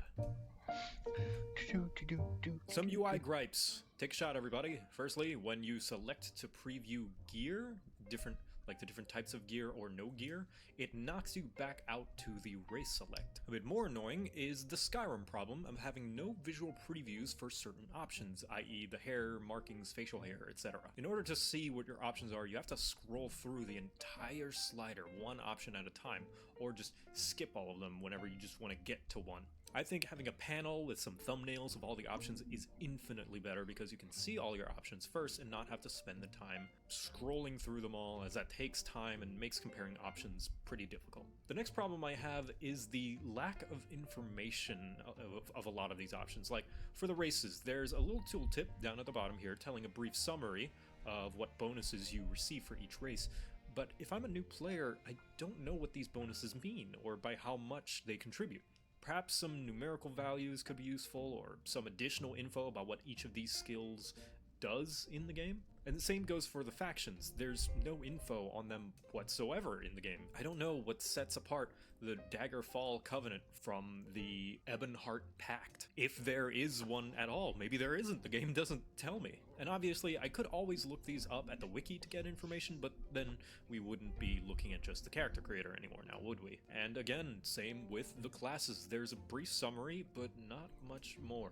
Some skill examples or more in-depth info about them would be really nice so players can make more informed choices. And that goes for the paywalled classes and races too. It'd be nice if I could at least preview them and get a description of what they are so I can make an informed purchase if I wanted to from the character creator. And You get that, you don't get that from the character creator, you get that from the game store. I know where they you can have use to any purchase sort of them, equipment they so- want, and maybe they're just really in-depth enough to only need this many, but I guess that goes back to the previous problem of not knowing enough about them from the lack of information. And I think that's all the problems I have with this creator. That's not as bad as I was anticipating, to be honest. I was expecting there to be a lot more restrictions and problems with this creator, considering it takes a lot from Skyrim, but it does a lot of things surprisingly well. Let's go over those. Firstly, let's just quickly comment. The character looks good. Some of the gear is a little low res, but it's mostly the starter stuff. The higher level gear, they look pretty nice, if maybe some parts still a little bit low res. But the face, I mean, that's a nice face. Look at that. Yeah, the general art style is very detailed, cool design, and keep in mind, this is an MMO, so having a nice looking character It's model also a is an really, really achievement in old and of itself, MMO. worth applauding.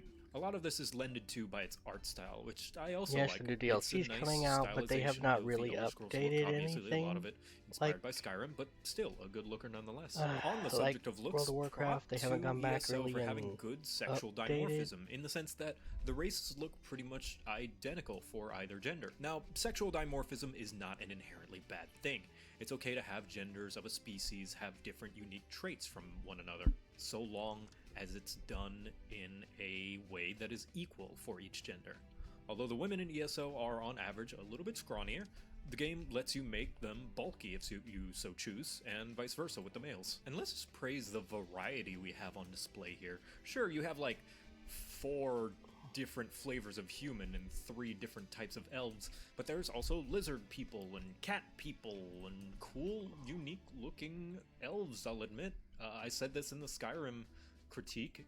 And it has to do with the world look lore. pretty unique from your typical fantasy elves, so they stand out in their own right. And, you know, praise to the Khajiit and Argonian races because they are designed to be fully anthropomorphic, not just humans with animal features. Not that there's anything wrong with that, but it really does help set them apart and make them feel very distinct from the more human-looking races. One thing I forgot to mention is the fact that every class can use basically every piece of equipment and weapon. I think Yes, you can that's be a really rogue nice, and I full appreciate plate the armor. freedom that gives the player. There's nothing inherently Great wrong sword. with restricting Or classes. dual-wield I mean, that's what maces. sets them apart. But That's how a having that rogue's supposed to option function. to be able to just wear whatever you want is pretty nice. Next, I want to go over the UI, because although there are some parts of it that are a tad frustrating, like the hair and tattoo options being assigned to sliders, the actual usability of these menus is pretty seamless. Not a single thing gets in your way, and it's easy to navigate, if you're on keyboard and mouse at least. You can just click and click and click where you want the options to go. It's great. While we're talking about options, let's talk about those options themselves, starting with some very, very nice body options, which deserve its own section of praise because boy, do not enough games give you body options, let alone to this extent. Look how many things you can adjust. You can change individual parts of the torso and legs and arms. It's really nice. And that extends to pretty much everything else as well. There are so many things that you can manipulate and morph. Butt slider. Conclusion. Butt slider. There are a few minor problems, but it does its job very well. ESO's character creator doesn't really do anything stand out or special, but it's a very solid character creator all around anyway, with how many options and how much control it gives you. This has been Character Creator Critique. Thank you for watching, and I'll see you next time.